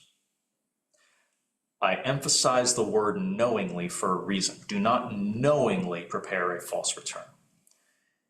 If a taxpayer sits down in front of me and says, and as part of the interview says, oh, I got like $500 in cash doing odd jobs for people, doing handiwork for people over the summer. It was all cash in hand, like there's no records of it at all. Do I need to say anything about that? Like the IRS isn't gonna know anything about that income. Well, he's right. The IRS would not know anything about that cash income. It's not reported anywhere, but I know that income exists now. He mentioned it in front of me. He says he has that income. I must add that income to the return. If I do not, then I am knowingly preparing a false return. If that same situation occurs, but he just stays silent about it, I ask him, hey, or he just stays silent or doesn't respond truthfully. If he lies to me and I have no reason to believe that he's lying, then and if I prepare a return without that income on there, then I have not knowingly prepared a false return. I have unknowingly prepared it, and thus I have not violated volunteer standards of conduct number 4. There have been many, many times where I have thought to myself, cannot say this. Our job is not to help taxpayers fool the IRS. Our job is to prepare an accurate return. There are many times that I have thought to myself, man, I really wish you hadn't said that, because you're right, the IRS would not have known, but now that you've said it, I've got to add it on the return. And then I added on the return and prepared the return as dictated. But do not knowingly prepare false returns. There's going to be a section here about due diligence in a little bit. We'll talk about that. Like, we do have to ask stuff like, do you have any cash income that hasn't been reported anywhere else? We do have to ask, but we don't have to interrogate. And we'll get into that in a little bit. Volunteer standards of conduct number 5. Do not engage in criminal, infamous, dishonest, notoriously disgraceful conduct or any other conduct considered to have a negative effect on the VITA TCE program. Don't be a bad person. Like, that's that in a nutshell. Don't be a bad person. Don't bring shame to the VITA program. Don't do things that will cause doubt in volunteers or in taxpayers' minds as to whether they actually can trust us or not. So that does include criminal stuff, and this is why we perform a criminal background check of all our volunteers. But this also does include non-criminal stuff. Someone could do something notoriously disgraceful that is still technically legal, but it just leaves a bad taste in everyone's mouth. In which case, yeah, you probably can't be associated with the VITA program. If you detect unethical behavior, then there is a way to report that. Immediately, you can report that by emailing ts.voltax@irs.gov with the details about the incident, whatever that was. In terms of consequences, the big thing is that unethical behavior, if not addressed properly, will end a VITA program. A VITA program that lets unethical behavior slide will have their program revoked, and a different organization will be contracted with in that area to provide VITA services, if at all. Many places just don't have a local organization providing VITA, and if we go away, then that probably happens here. So unethical behavior is a threat to not just that taxpayer, not just that volunteer or that site coordinator or me as the program head, or Devondre as the program manager from Monday onwards. It is a direct threat to the 1,600, 1,700 households whose returns we prepared last year. So please don't act unethically. In terms of very specific consequences, there is a volunteer registry, a naughty list that the IRS maintains of people who have done unethical things at a VITA site and who are therefore not allowed to volunteer with a VITA program ever again. We are required to submit Form 13206s to the IRS on a regular basis, reporting who has shown up new to volunteer at a tax site. And that is the information that they compare with the volunteer registry to determine, hey, let's make sure that someone unethical is not at our sites. On the flip side, so if volunteer standards of conduct number 5 was don't be a bad person, volunteer standard of conduct number 6 is be a good person. Treat all taxpayers in a professional, courteous, and respectful manner. Be a good person. We are dealing with people in the midst of a very confusing and oftentimes frustrating process. Taxes are confusing to many, many people, especially those who are going to be seeing us, who are going to be asking us to prepare their returns for them. So do your best to, project calm. You know how to do tax, or you will know how to do taxes. No, both of you know how to do taxes. You can help the taxpayer understand what's going on and help them understand how their return works, help them be calm and collected and sensible about their return. All right, so that is volunteer standards of conduct number 6, and those are all the VSCs that we have to mind as part of the volunteer standards of conduct agreement. 2 more details for us to talk about. Civil rights specifically, I do want to cover again, like, don't discriminate against anyone for any reason whatsoever, but especially do not discriminate against anyone for the federally protected classes, which is race, color, national origin, including limited English proficiency, disability, sex, age, and reprisal. So specifically, people with disabilities or limited English proficiency do require that we provide reasonable accommodations.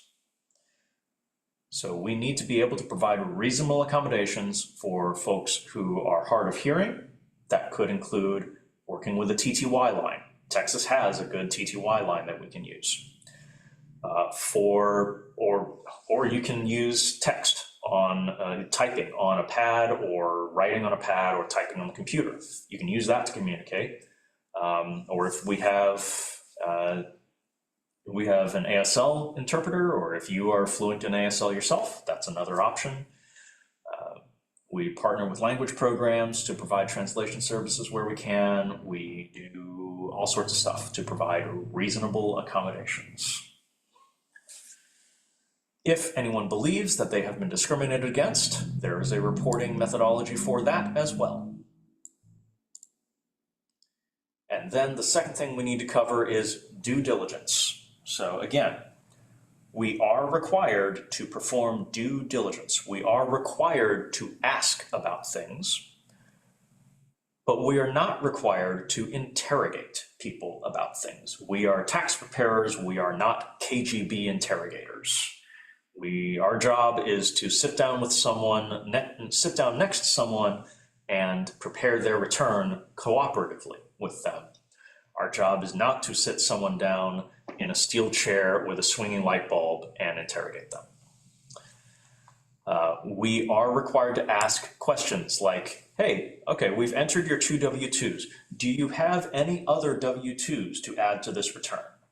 And if they say no, they answer, no, I don't, that's it. If we don't have any reason to suspect that they are lying to us, then we can just say, okay, cool, and then move on to the next topic. Did you have health insurance last year? Or that's a bad example, health insurance is no longer required. Did you have any like cash income that we haven't already entered? No? Okay, cool. If you detect something that is inconsistent or incomplete, then we are required to ask a little bit more. We are required to follow up and clarify that inconsistency. For instance, well, you marked on the intake sheet that you had 3 jobs last year, but I only see 2 W-2s. Is there another W-2 that I should worry about? No? Okay, is it self-employment or something? No, it's the 3rd job I had, they just didn't send me one. They just didn't send me a W-2. Okay, well, in that case, this is the course of action we need to take. In that particular case, hey, call up your company's HR or call up your company and see if you can get a copy of that W-2. If you can't, then bring in your last pay stub and we can do a corrected or we can do a substitute W-2.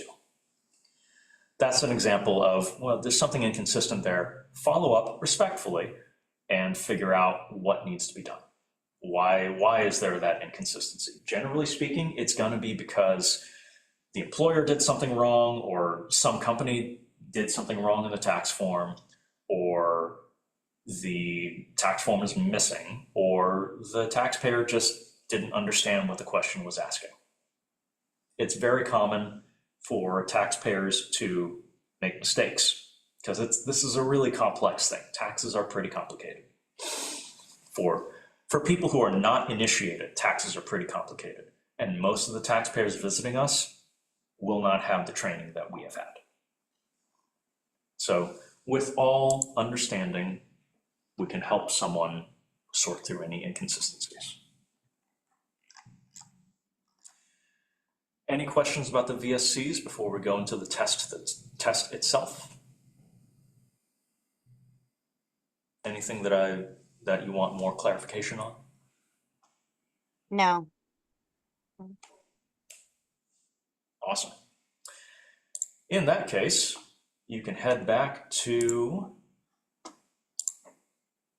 Link Learn Certification, go to Certifications, go to Advanced, click on the Volunteer Standards of Conduct test. And for you, you're going to have a take this test button or something along those lines. Go ahead and click that. Meanwhile, I am going to be in the 6744 going over the questions. So, question 1. Prior to working at a VITA TCE site, all volunteers, greeters, intake specialists, tax preparers, quality reviewers, etc., all volunteers must do which of the things? A, annually pass the Volunteer Standards of Conduct certification test with a score of 80% or higher. B, sign and date the Form 13615 Volunteer Standards of Conduct Agreement, agreeing to comply with the VSC by upholding the highest ethical standards. C, pass the Advanced Test Tax Law certification. D, all of the above, or E, only A and B. Are these the questions that are supposed to be on this? Yes. I think I'm in the wrong one. Then Okay, you said go to advanced. Yes, go to the advanced certification path. So from the top menu, click on certifications, Uh-huh. and then there will be the certification paths available. Select advanced. Right. Then down below, click on Volunteer Standards of Conduct test.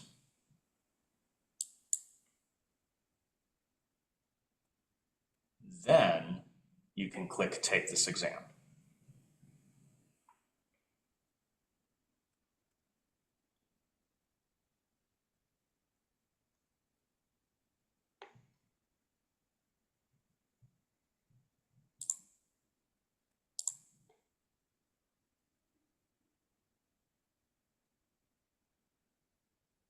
Have we found it?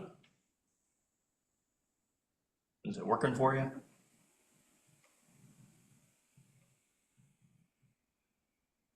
Looks like no. Oh, okay. Yes. Okay.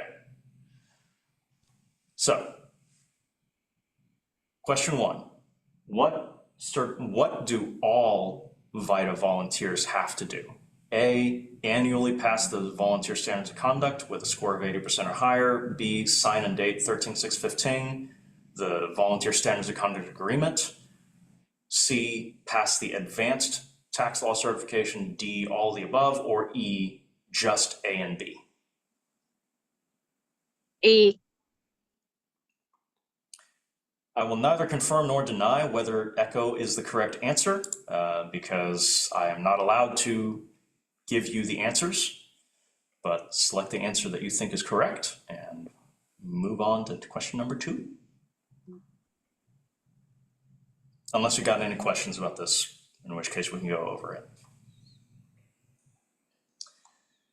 Question number 2, yes or no, can a volunteer be removed and barred from the VITA program for violating the Volunteer Standards of Conduct? A for yes, B for no.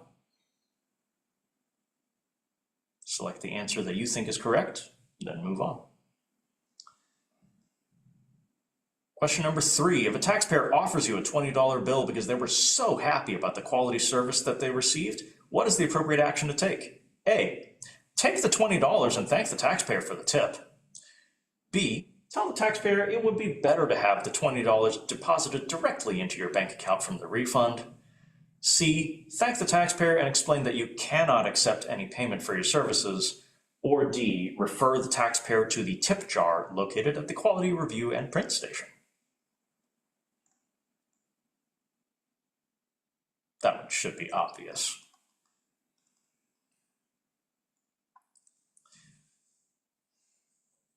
Question number 4. Jake is an IRS tax law certified volunteer preparer at a VITA TCE site. When preparing a return for Jill, Jake learns that Jill does not have a bank account to receive a direct deposit of her refund. Jill is distraught when Jake tells her the paper refund check will take 3 to 4 weeks longer than the refund being direct deposited. She should be distraught. It doesn't take that much longer. It just takes about like a week extra for it to get through the postal service. Jill asks Jake if he can deposit her refund in his bank account and then turn the money over to her when he gets it. What should Jake do? A. Jake can offer to use his account to receive the direct deposit and turn the money over to Jill once the refund is deposited. B. Jake should explain that a taxpayer's federal or state refund cannot be deposited into a VITA volunteer's bank account, and she will have to open an account in her own name to have the refund direct deposited. Or C. Jake can suggest she borrow an account number from a friend because the taxpayer's name does not need to be on the bank account. One of those answers is correct. The correct one should be obvious if you were paying attention earlier.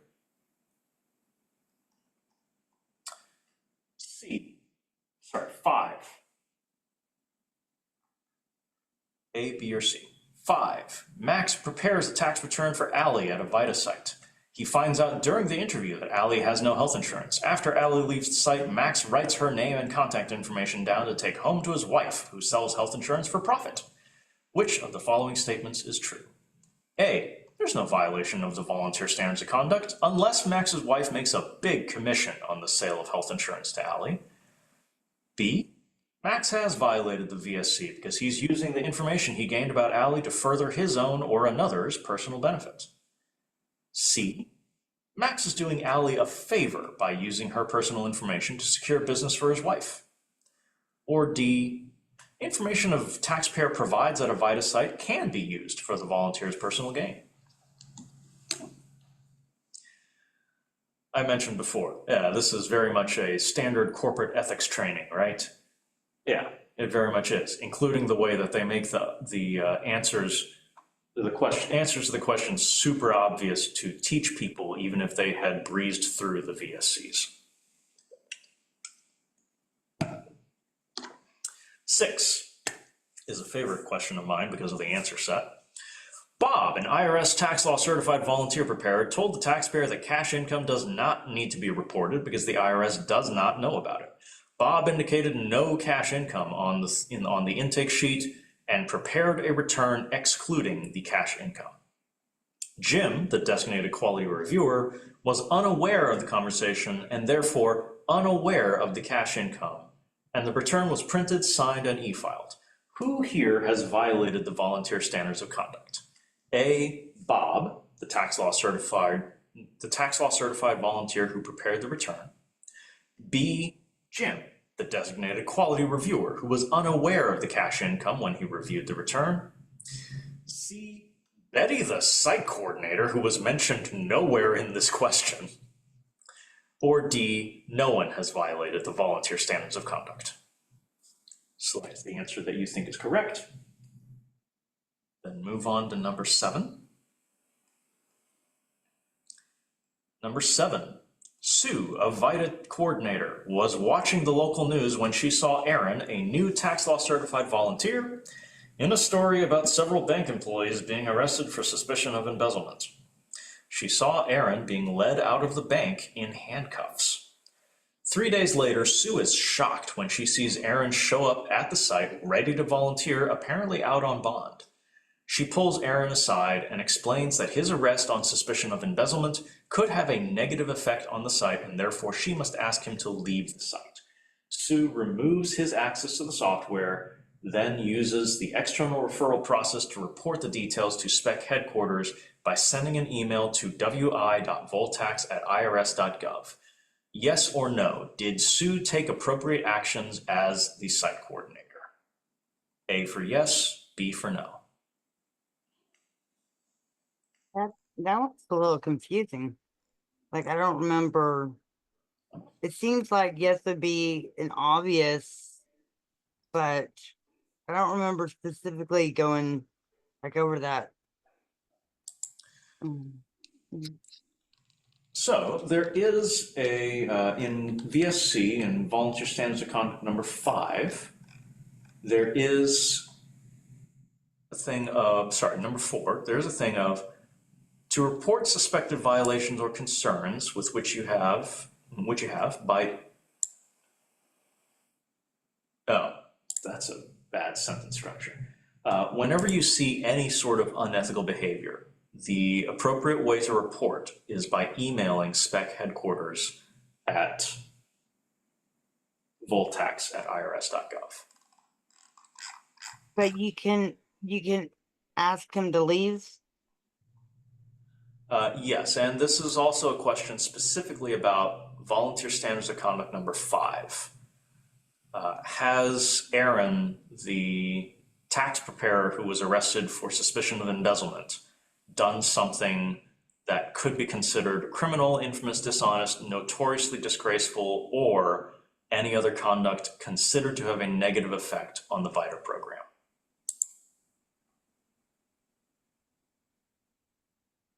If so, the site coordinator they wouldn't be allowed to volunteer with us, and the site coordinator is the one who's going to address people who are not allowed to volunteer with us. And I guess she knows for sure that was him. She's not just going off of, I think that looks like him. Oh, no, she knows it's him. Okay, it said his Don't- name. Don't try to overthink this. Okay, I go off of details, so. Yep. Don't try to overthink the IRS. Okay, The okay, IRS will give you exact, correct information. okay, thank you. Yep. So number 8, Sam is assigned to prepare a taxpayer's return. The taxpayer has been waiting for a long time due to the volume of taxpayers needing service, which, yeah, that happens. Taxpayer is agitated when they sit with Sam. How should Sam interact with the taxpayer? Sam should keep calm. A, keep calm. B, create a peaceful and friendly atmosphere. C, remain professional and courteous. Or D, all of the above. Answer should be obvious. 9, true or false? VITA sites and volunteers must not solicit business from taxpayers or use taxpayer information for personal or business benefit. A for true, B for false.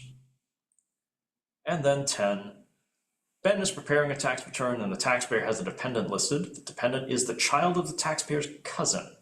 The child lived with the taxpayer for only a few months. Ben prepared the return and indicated on Form 13614C that the child lived with the taxpayer all year. Did Ben violate the volunteer standards of conduct?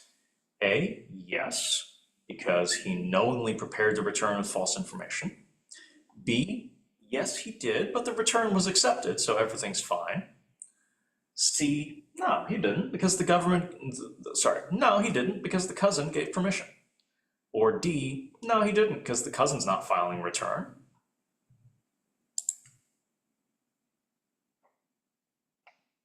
Select the answer that you think is correct, then go ahead and submit the return, or submit the exam. And you should have passed. Perfect. All right, one last publication for us to go through. Actually, there's 3 publications for us to go through, and then we'll take an intake test. If that seems like, hold on, we've only got 50 minutes, how are we going to do all that? That's pretty easy. We are going to go through this information, and then the publication itself really just goes through the exact same stuff. But I want to show you on the intake sheet itself what is involved here. Or actually, first, I should show you our intake cheat sheet. So, if you are helping with the intake area, intake volunteers perform a very, very important role in our tax preparation process. Every site is required by Volunteer Standards of Conduct number 2 to have an intake, interview, and quality review process. That's what this training is going to go over, and that's what this intake cheat sheet helps any volunteers do just by referring to this sheet. I'm sorry, Teddy. Is there a separate person that does the intake versus the one who's actually preparing the taxes? Yes, Generally speaking, we will have one volunteer, maybe two volunteers working in the intake area. And if there are no volunteers, then usually a site coordinator will see to the intake area. From time to time, you may be asked to take over the intake area very briefly. Okay. But generally speaking, there will be one volunteer who has the list, who has the taxpayer sign-in sheet that dictates what order we are going to see to everyone's returns. Thank you. And this intake cheat sheet is designed so that anyone who's certified can use these best practices to fully manage an intake area. When a taxpayer comes into one of our sites, the intake specialist greets them and verifies that they have one of those two documents, and then verifies they have both of those documents, and then puts someone on the list. So the way this works is we check for, does everyone on this return have one of these documents to prove their taxpayer identification number? The Social Security card is usually the one that people will have. An ITIN card or letter, an individual taxpayer identification number, that is an acceptable substitute for the Social Security card. There are also other documents that we can use to pull their Social Security number. For instance, older military IDs used to have people's Social Security numbers on them. Older Medicare IDs used to have people's Social Security number on them. The SSA 1099, the form from the Social Security Administration saying this is how much you got last year in Social Security benefits, that is an official document from the Social Security Administration with someone's name and their Social Security number on it. We can use that to find someone's social. Or any other letter from the Social Security Administration that has both someone's name and their Social Security number. Those are our acceptable substitutes for Social Security documents. A past tax return is not an acceptable substitute for the IRS. Lots of for-profit preparers will use a past tax return. We are not allowed to. And we have to have one of these documents for everyone who appears on the return. Taxpayer, spouse, all dependents, even people who are not dependents who are showing up on this tax return. We have to have one of those things. And then for the taxpayer and the spouse, we have to have a photo ID. It needs to be something that is either government or employer issued, and it needs to have their name, very recognizably their name on it, associated pretty closely or reasonably closely with their Social Security name. And it's got to have their photo on it, visibly them. The most common one, obviously, is the Texas driver license or another state's driver's license. That's the most common one. We will also often see passports. In general, though, it can be any government-issued photo ID. And employer-issued is okay as well. So any government-issued military IDs count. School and university IDs count. Other stuff. So I have had someone slap down a license to carry in front of me before and say, hey, here's my photo ID. And I'm looking at that and going, well, I thought the point of a concealed handgun license was for your handgun to be concealed, but it's got your name on it, it's got your photo, and it is a government issued photo ID, therefore acceptable. The matricula consulares are acceptable. The IDs from the Mexican consulate, those are government issued. Notice that the requirement does not say US government. It can be the matricula consular, it can be foreign passports. Those are acceptable photo IDs. We have to have one for the taxpayer and the spouse, the people who sign the return. We have to have photo IDs for. If they have both of those things when you greet them, then you can put them on the list. And half the reason that I ask someone for their photo ID and their social security card is so that I can spell their name correctly when I put them on the list.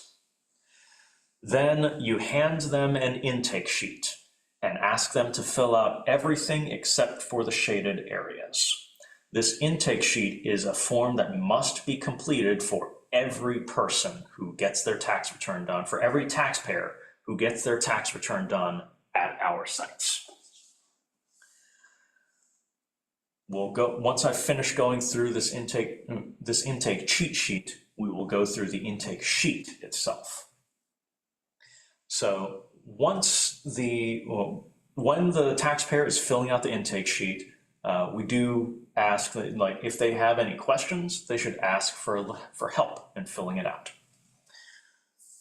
Once they've finished filling out the intake sheet, you as the intake specialist would look at that and figure out, A, have they actually finished everything on the intake sheet? Make sure that they have done everything that they're supposed to. B, what level of return is necessary to prepare this return? What level of certification is necessary to prepare this return?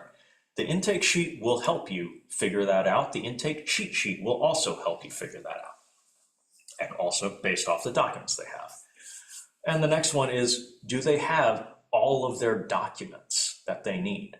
So every item on the intake sheet is going to have an associated form of some kind or associated documentation of some kind that the taxpayer needs in order to get their return done. They should have that documentation on hand.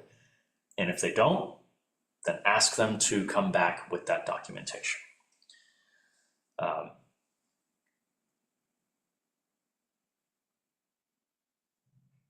The next step is, based off of the intake sheet, based off of the documents they have, determine what certification level is necessary, and then assign them to that, match that taxpayer with an appropriately certified tax preparer.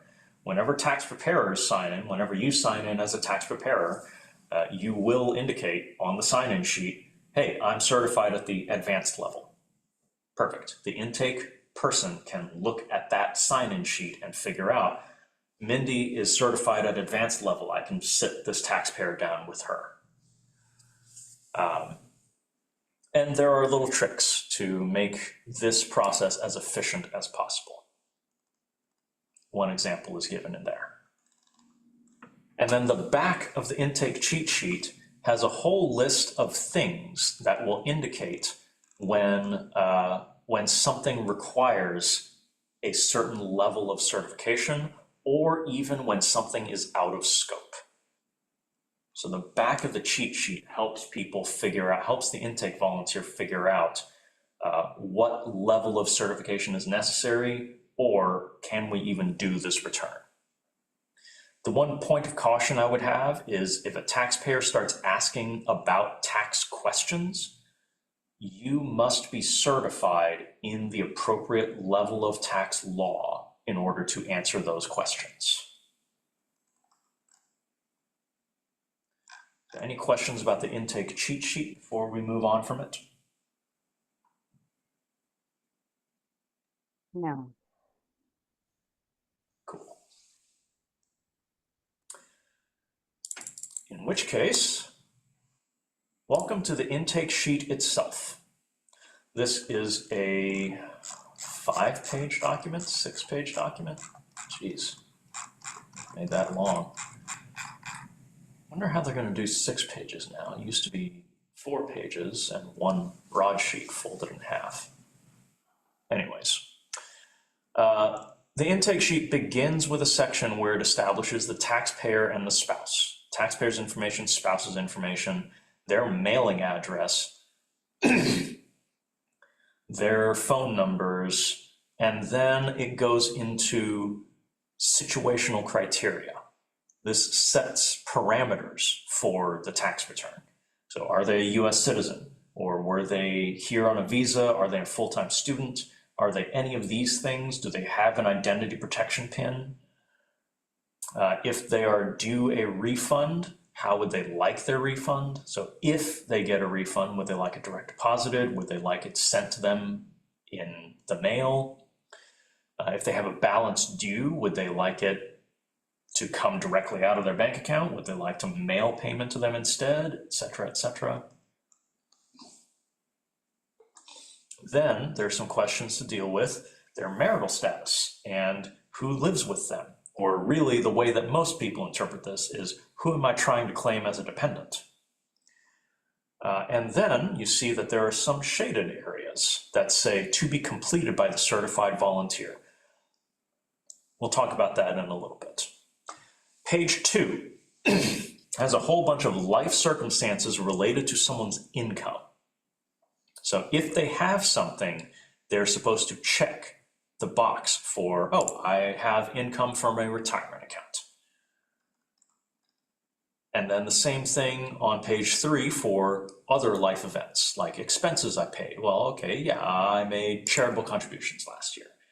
I paid for school supplies because I'm a teacher, and I paid for school supplies for my classroom. I bought health insurance via the marketplace last year. Stuff like that.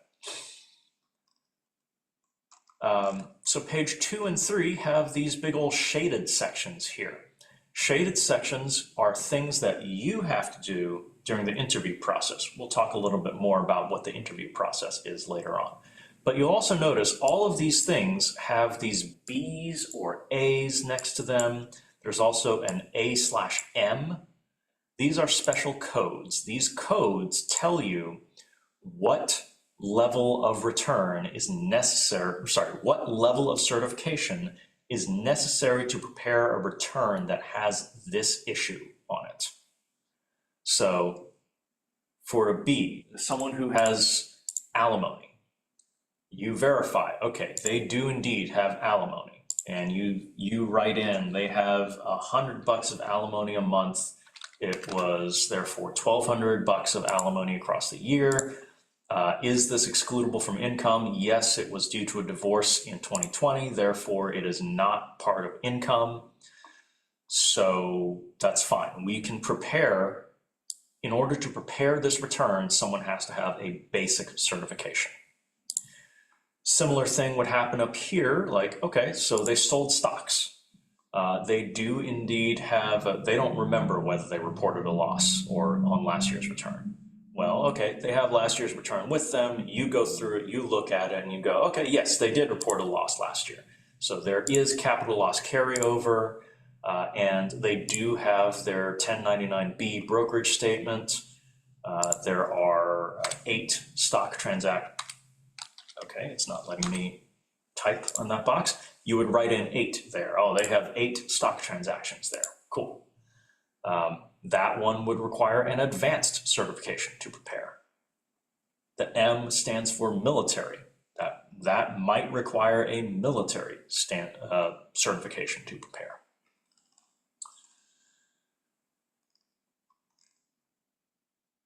Then on page 4, there's a lot of demographics questions, and these are incredibly important. Please do not let someone skip them over. It's okay if someone says prefer not to answer on all of these, but please don't let them skip, because this is important for this is important for grant purposes. We receive an IRS grant, and part of our grant reporting is entering this information. So please include it. And then there's a notes section, and there's a global carry forward consent, which we will get to in tax preparation itself. But suffice to say, this last page is optional. Taxpayers do not have to sign this consent form, but they are allowed to, and they can if they wish to. And that is the intake form itself. Anything you want me to cover in a little more detail? What is that consent? What are they consenting to? Okay. The consent form is so that if someone wants, then the next year they will be allowed to carry forward the data they entered this year. So If someone signs this form, then we are allowed to arrange it so that next year, when that taxpayer provides their social security number to a VITA site, any VITA site in the world, when that VITA site enters that person's social security number into the return, it'll automatically say, hey, we have information about this person from last year. Would you like us to import their information? Oh, If okay. they sign this, then they will get that option. If they do not sign this, we will not offer them that option. Okay. Thank you. It's unrelated to the actual tax preparation itself. Okay. So with that overview of the intake sheet, we're going to look at our intake, interview, and quality review training. This is 48 pages long. This is a 48-page long slideshow. Don't worry, we will breeze through this real fast because most of those 48 pages talk about stuff we've already covered. So, introduction, we can skip that. Blah, blah, blah, blah, blah. Purpose of this training, blah, blah, blah, blah, blah. Objectives, yeah, whatever. We know consistent intake, interview, quality, okay. Layperson's terms. What is the purpose of intake, interview, and quality review? This is the IRS telling us what their expectations are of a minimum expected process. This is the bare bones required process that the IRS requires every VITA site to do. Every return, every taxpayer who comes and gets their taxes done must go through the intake process. They must fill out an intake sheet completely. When they sit down with you, the tax preparer, every taxpayer must be interviewed by the tax preparer about the subjects that will be showing up on that return. Once the return has been prepared, every return must be quality reviewed by a second person who is equally certified in that return. Then the return must be explained to the taxpayer, and then the taxpayer must sign their return. This training goes through the details of how all that happens at bare minimum. There are places where we do things above and beyond what the IRS minimum is, what the IRS minimum requires. So, intake process. It begins with greeting the taxpayer, as was indicated on the intake cheat sheet. Greet the taxpayer. Explain how everything's going to go. Explain that they're going to need to fill out an intake sheet. Explain they're going to have to provide supporting documentation. They will have to be interviewed by the return preparer. They will have to answer additional questions as necessary. They will have to take part in the quality review of their tax return. As part of intake process, we must verify someone's identity. I mentioned exactly how we do that. There is technically an exception for verifying someone's identity for taxpayers, quote unquote, known to the site. We almost never exercise the known to the site requirement. Yes? Teddy, I just, are they told beforehand, when they're told about this tax preparation, what they need to bring? Yes. Okay. Yes. All of our publicity includes make sure you bring supporting documents. For a full list of documents we might need, visit our website. So everyone has access to what is necessary. So back to the known to the site exception, it's theoretically possible that a site coordinator who has been around at that specific site long enough to recognize this specific person can say, oh yeah, that's Susan, she comes here every year, it's okay, we recognize her. That is an exceptionally rare exception for us to make.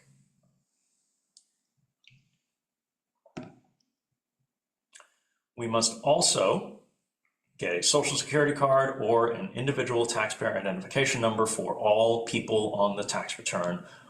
Photocopies and photos of social security cards are okay. They are acceptable. Someone's photo ID must be their original photo ID. We cannot accept a photo or photocopy of their ID. But social security cards, the IRS made an exception because there were too many cases. The most common reason that someone wouldn't have a social security card is, well, my kid's in college in Illinois, like they have their social security card with them. Do I need their original social security card? No, the IRS made the exception so that we could say, no, just have your kid take a photo of their social security card and send it to you. As long as we can see the photo, then all's good. Why would they be claiming them as a dependent if they're away? It is entirely possible, we'll get to this in tax law, it is entirely possible to claim a college-age child as a dependent. Okay. Intake process. There is a 13614 form. There's a form 13614-C that every single taxpayer is required to fill out. It's this form that we went over. And this takes a whole bunch of time to go over the intake form, little bits and pieces. Meanwhile, once someone sits down with, let me make sure there's nothing we need to cover here.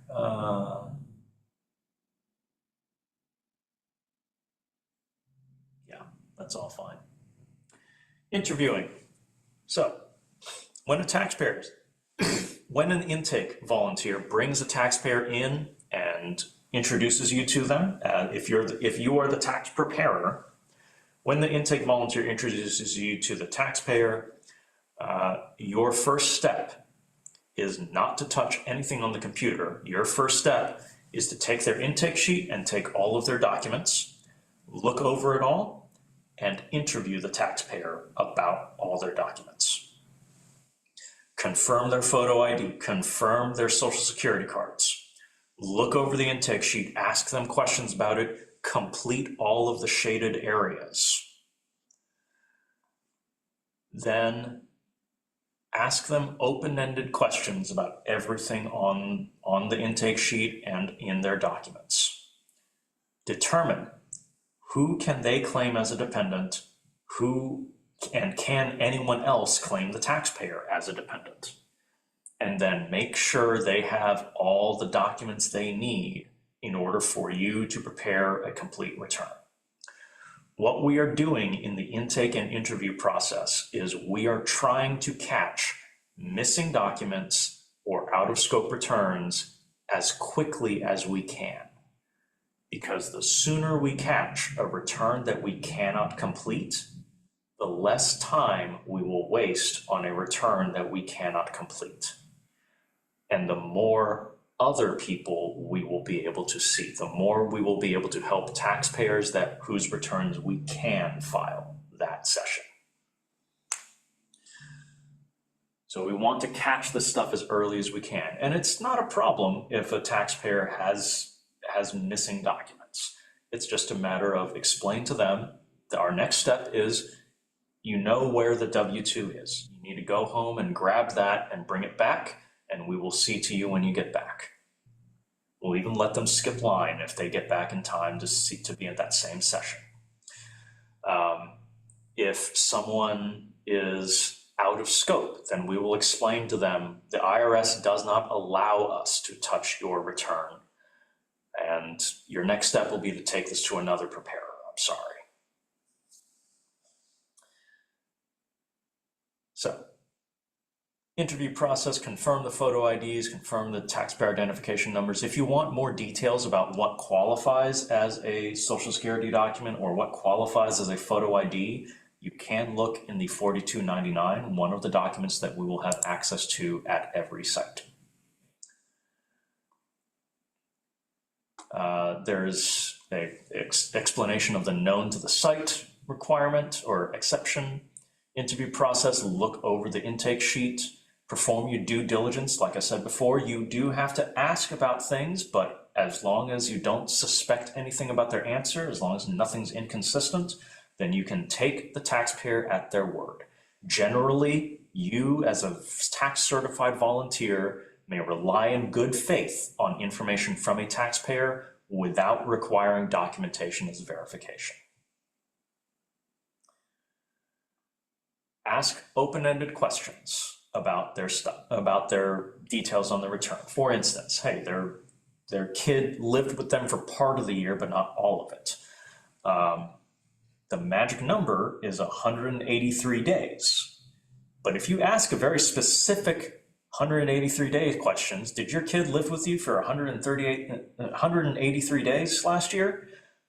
If someone is trying to fool you, then that gives them the indicator, oh, that's a very specific amount of time. That must be a criteria of some kind. Yes, my kid lived with me for 183 days. You're the one who has to worry about that specific criteria. You can ask in a more colloquial manner, in a more open-ended manner, something like, how long did your kids live with you last year? In which case they might say, well, since May. Okay, they've provided an answer to your open-ended question, and then you can ask, did they live with you the entire rest of the year? Like since May, they lived with you the entire rest of the year? And they said, yeah. Okay, cool. You've now figured out that the kids lived with them for probably 8 months. Longer than 183 days. You have your answer. Sometimes an entry on the intake form or answers to questions raise additional questions.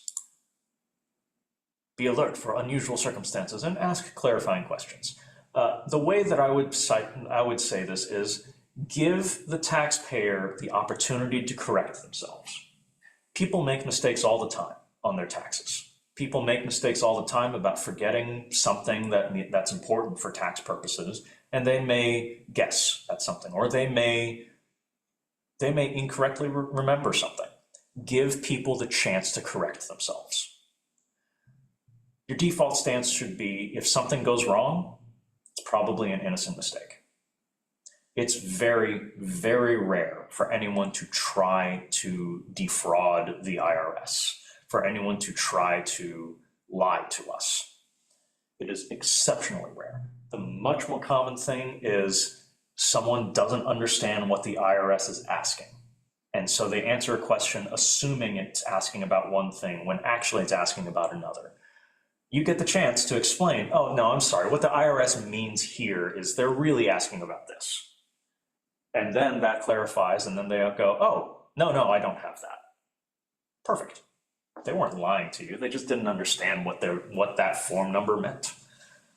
So give the taxpayer every chance possible to correct themselves.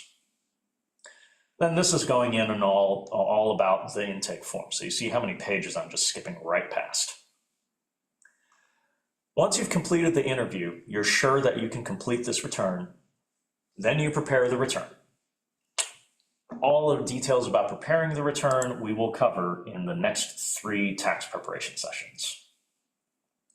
Once you have prepared their return, then we must quality review their return. Every site must have a complete quality review process involving the taxpayer for every return that we prepare. There are no exceptions. Every return must be quality reviewed by a second person who is equally tax certified.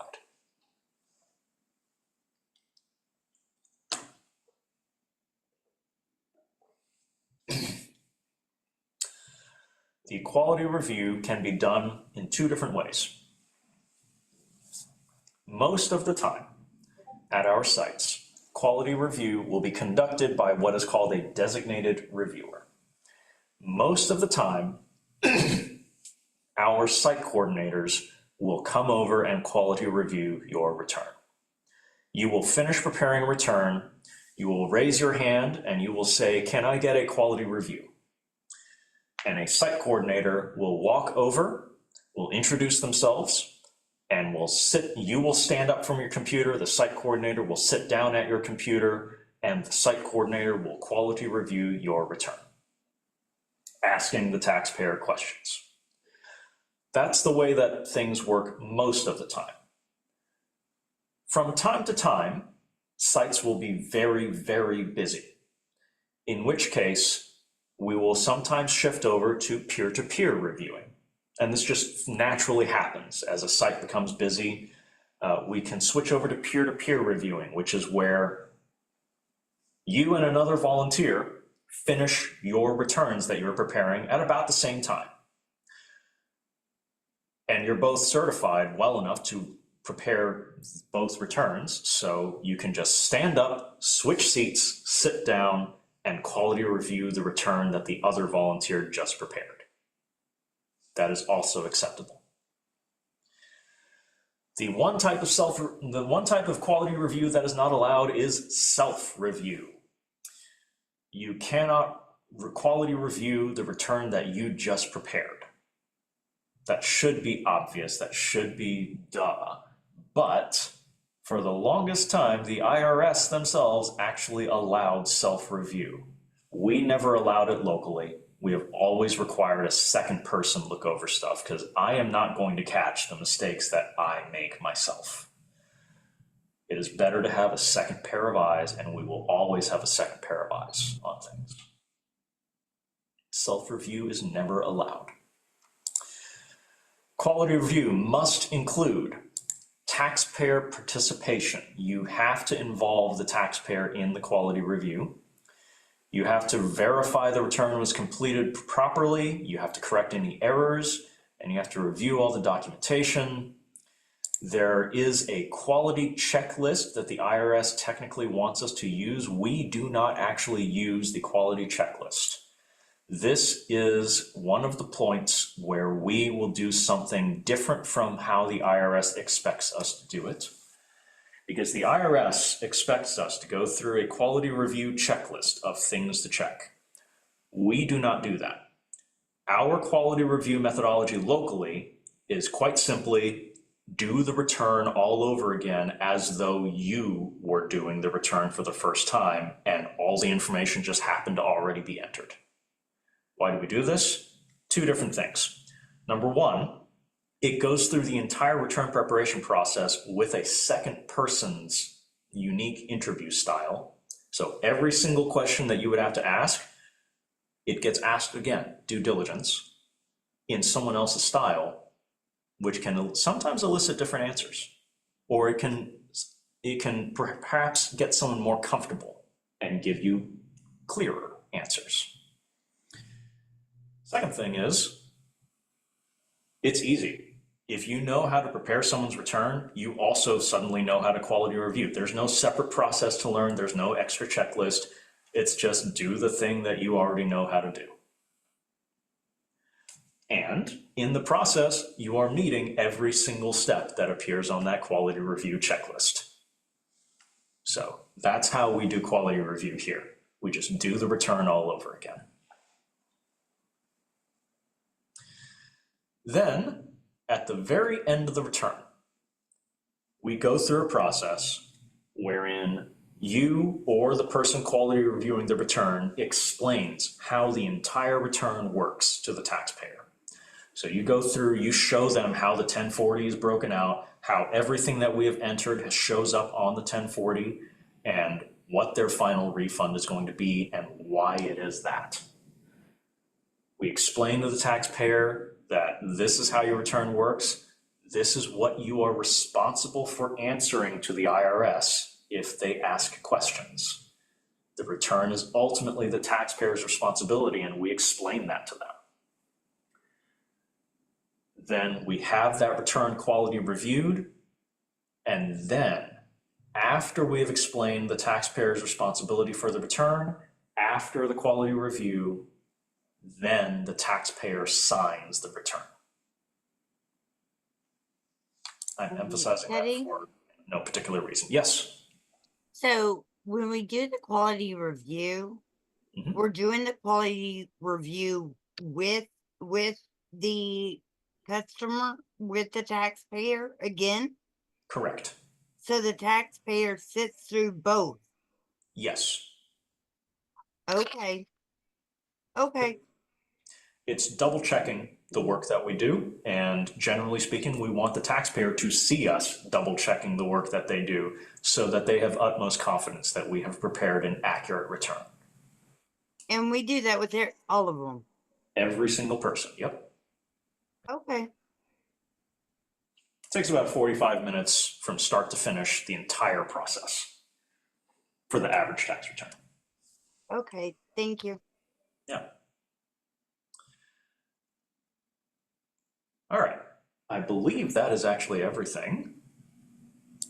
If I need to come back and cover something else, then I will do so.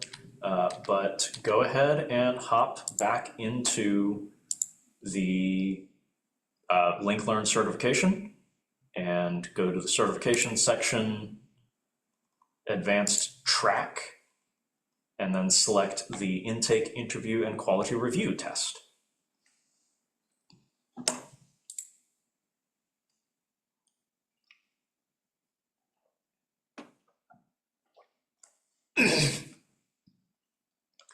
Go ahead and start up this test, and we will go ahead and we will go through the exam. First question, true or false? All IRS certified volunteer preparers participating in VITA programs must use the intake form or the non-resident intake form along with a thorough interview for every return prepared at the site. 13614C is the form that we have gone over. There are multiple versions of the 13614C, mostly translations. So there's a Spanish version of the form that we will have.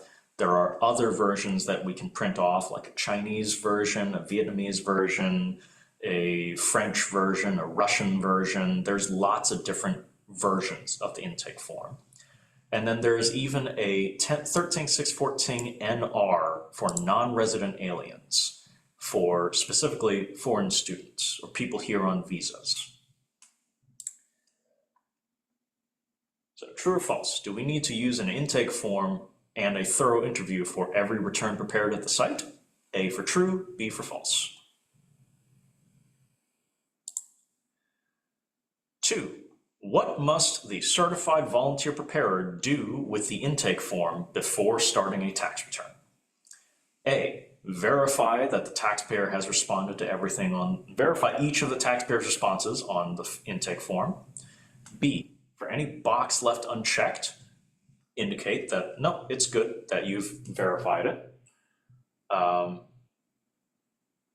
Basically, ask the taxpayer about everything on the intake form. C, determine the certification level required to complete the return. Or D, all of the above.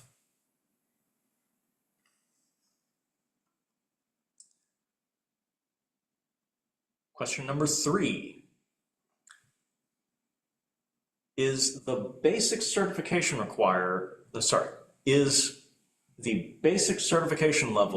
the requirement to prepare a return with unreported tip income? A for true, B for false. And for that, they want us to look at this and at the tip income section. So here we have, interesting, there's a B/A. So let's take a look at that, right? Tips, okay? It's basic when it's reported on a W-2. But in this case, the question is asking about unreported tip income, which means that the A probably holds sway here. So based off of the way this intake sheet looks, true or false, is the basic certification level required to prepare a return with unreported tip income?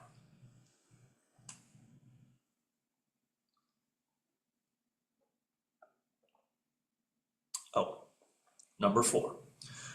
Which filing statuses require that we enter a date on the intake sheet. And for that, this question is referring to the section about marital statuses. Oops, right here. Marital statuses. There are several different options here which talk about someone's marital status. They can be never married, they can have been married, and then if they're married, there are 2 additional questions here. They can also be divorced, legally separated but not divorced, and widowed, in which case all 3 of these are asking, hey, when was the date of the final decree?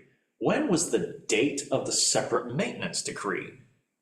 Or when did your spouse die if you are widowed? So based off of that, for which of these types of taxpayers do we need to enter a date on the intake sheet? A, divorced, B, legally separated, C, widowed, or D, all of the above?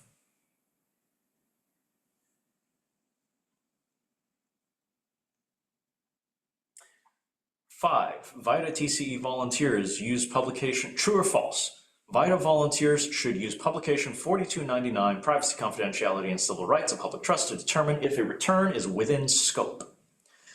A for true, B for false. Let me emphasize here that there's a place that the IRS provides for us to find the scope of service. And in the publication 4012, there is an entire section at the very front that is labeled scope of service. So this literally lists every form that could appear, and oftentimes the specific box number, and whether it is in scope or not in scope, and whether there are any limitations to this. So for instance, what if someone shows up with a form 1099-DA? I actually have no idea what that is. Is that in scope? No, it is not. It's talking about digital asset proceeds from broker transactions if someone sold Bitcoin.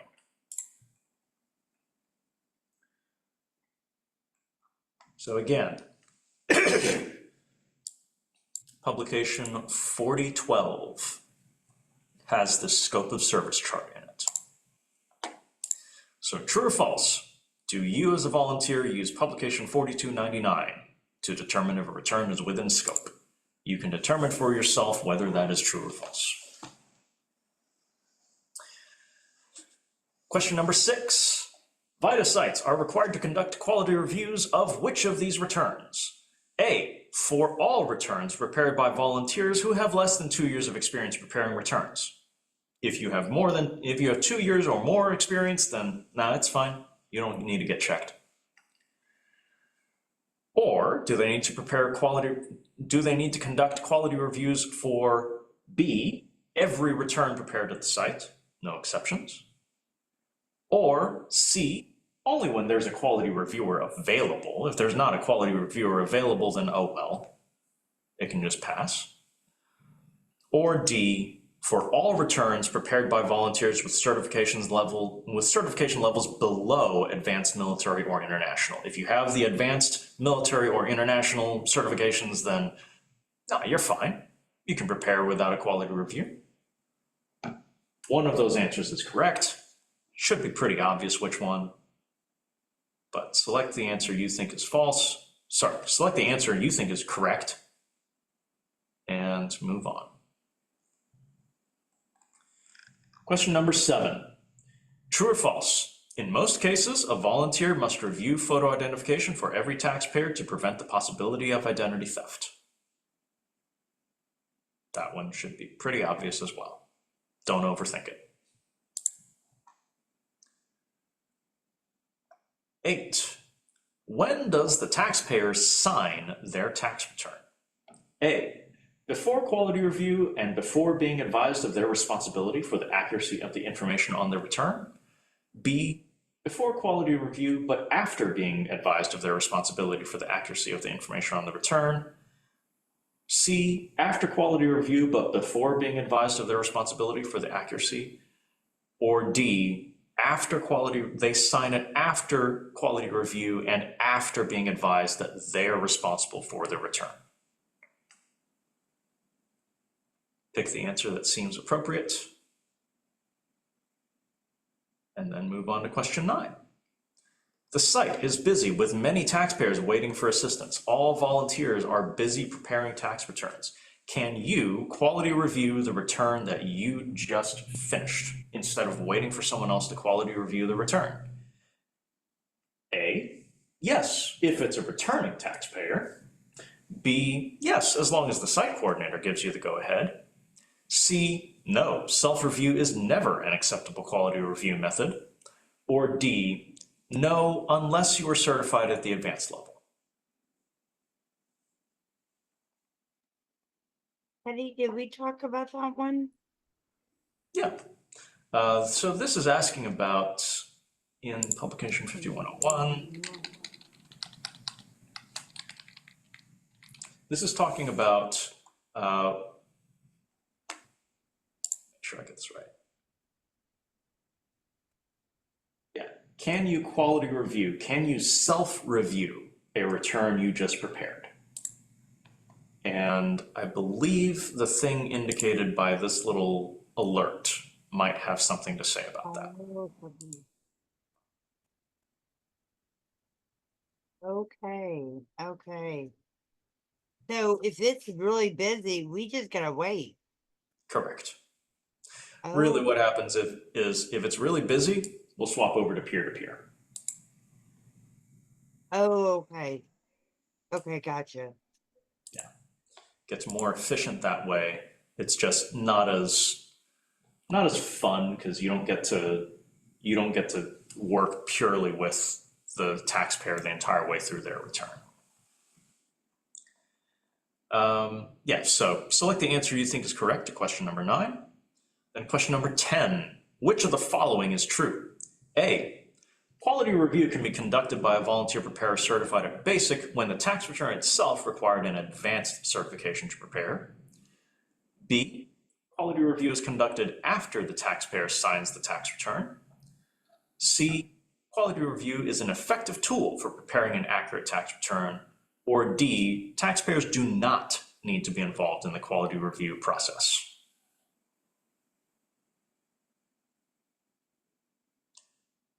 Pick the answer you think is correct and submit your exam.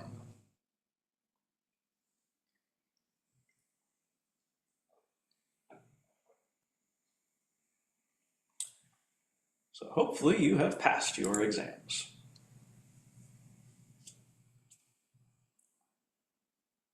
And presuming so, then congratulations. We have certified you in 2 sections, and I will cover some resources for you before we break for a break. The first resource I want to bring up is actually the publication 4012 again. So this publication is our short form Bible. This publication alone will help you finish up. Just referencing this publication alone will allow you to do 98% of tax returns that walk through our doors. This has all sorts of helpful charts and tables and flow charts and stuff, information, very easily usable, easily parsable information to use in order to answer tax law questions and figure out how am I supposed to interpret this and how am I supposed to enter this in TaxSlayer. If the answer is not in the 4012, then the next thing to look at is the publication 17, which is our long form tax Bible. So if the 4012 will help you prepare 98% of returns, the publication 17 helps you prepare 99.5%. of all tax returns that could be, that could walk through our door at VITA sites. If it's not in the publication 17, the publication 17 will tell you which other publication to look at. So for instance, publication 970, 970 is the publication about education benefits. So if you have a college student who's in a really weird situation, you might end up looking at the publication 970 in order to figure out how to address their situation. But as an example of how to use the 4012, I'm going to go ahead and visit overview of the rules for claiming a dependent. So this is the page that will help you figure out, can someone claim this taxpayer as a dependent? Can this taxpayer claim anyone else as a dependent? It starts off, and this is an example of how to use this chart. It starts off, the taxpayer cannot claim any dependents if they or their spouse filing jointly could be claimed as a dependent by another taxpayer. Like, you can't claim any dependents if you yourself can be claimed as a dependent. There is one little exception, so make sure whenever you look through the stuff, read the entire paragraph first, and read through any sort of footnotes before coming to a conclusion. You can't claim a married person filing jointly as a dependent unless that joint return was only to claim a refund of income tax withheld or estimated tax paid. You can't claim a person as a dependent unless they're a U.S. resident, U.S.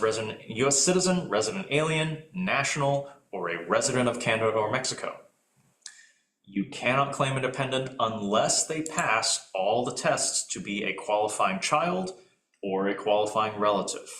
So this is the series of tests that are very, very important to determine dependency.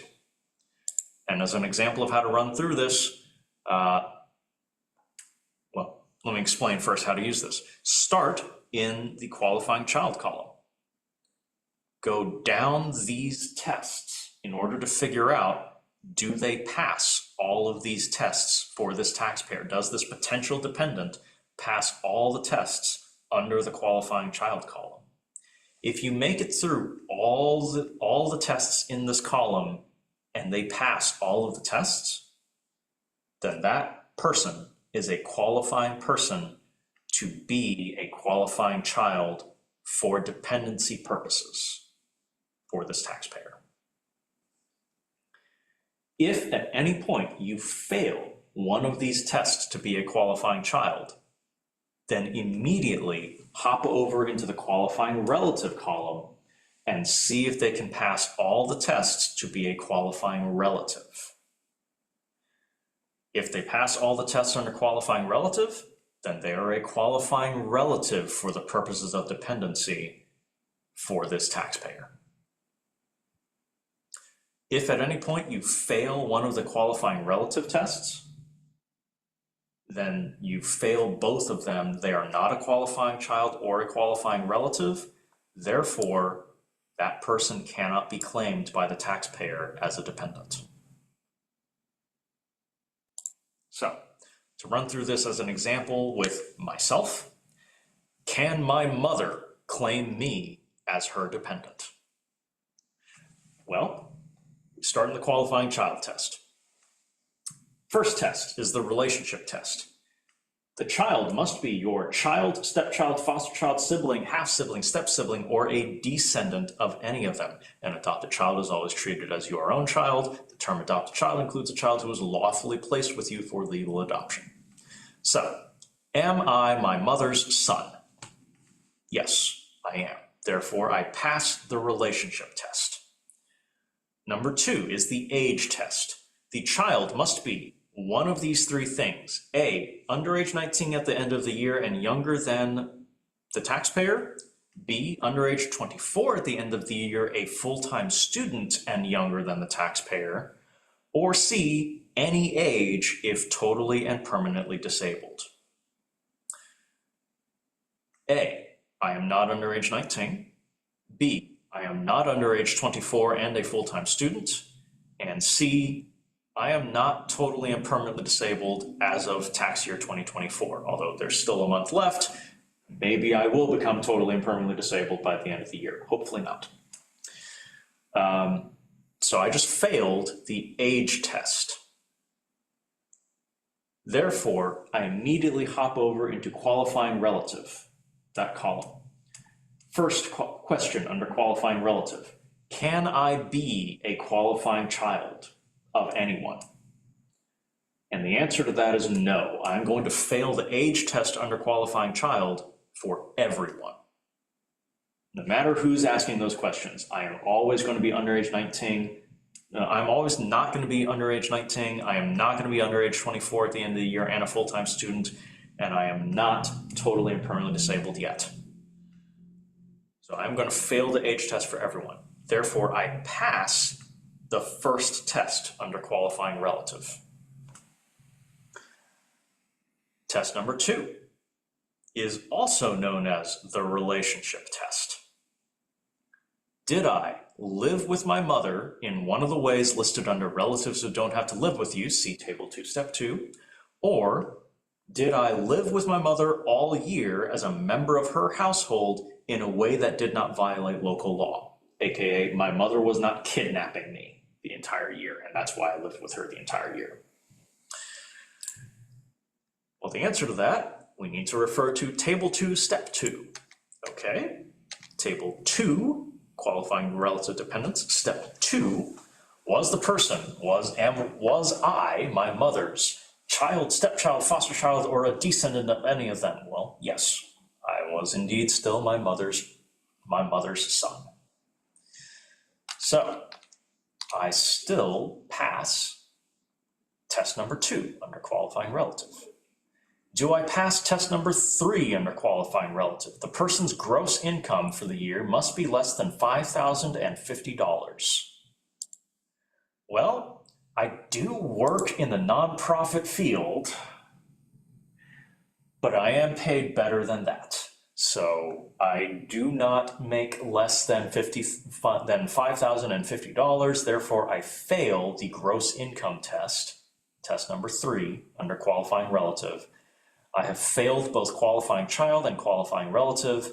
Therefore, my mother cannot claim me as a dependent. Much to her chagrin, she was not happy the first year that happened.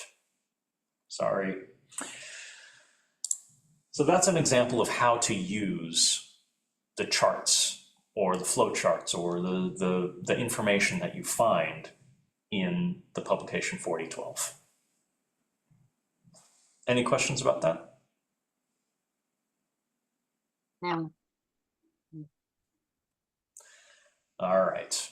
Well, at the moment, we are going to break for a break. So we will start back up with Tax Prep 1 at 12:30. If you're going to join me for that. If not, then hope you join me for another one. Or if you're just interested in intake, then we have done everything that you need in order to do the intake process. And Oh, Teddy, yes. what was the other publication that not the 4012, but the other one that you said was also like a tax Bible? Publication 17. 17. 17. Okay, thank you. Yep. I don't believe it's updated yet. The IRS is usually very slow about updating that one because it is so comprehensive, but it should be updated for most of the tax season. Okay, thank you. Generally speaking, the 4012 is all you need, but every Okay. now and then. Thank you, Teddy. I appreciate it. Yeah, of course. So if you're going to join me for Tax Prep 1, then we'll start back up, same Zoom room at 12:30. I'll see you on I won't be here on the next class, but I'll see you on the next day. Okay. So yeah, the next one will be next Tuesday. I'll see you then. See you then. Bye. Bye, Mindy. Bye. Thanks, Daddy. Yeah, of course. And Mindy, if you're going to be around for tax prep 1, then we'll start back up in a couple Okay, minutes. sounds good. Thank you. I am going to go refill my water. Oh, and I should stop the recording now.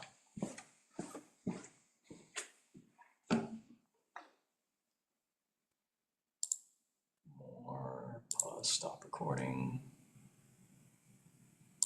Stop recording.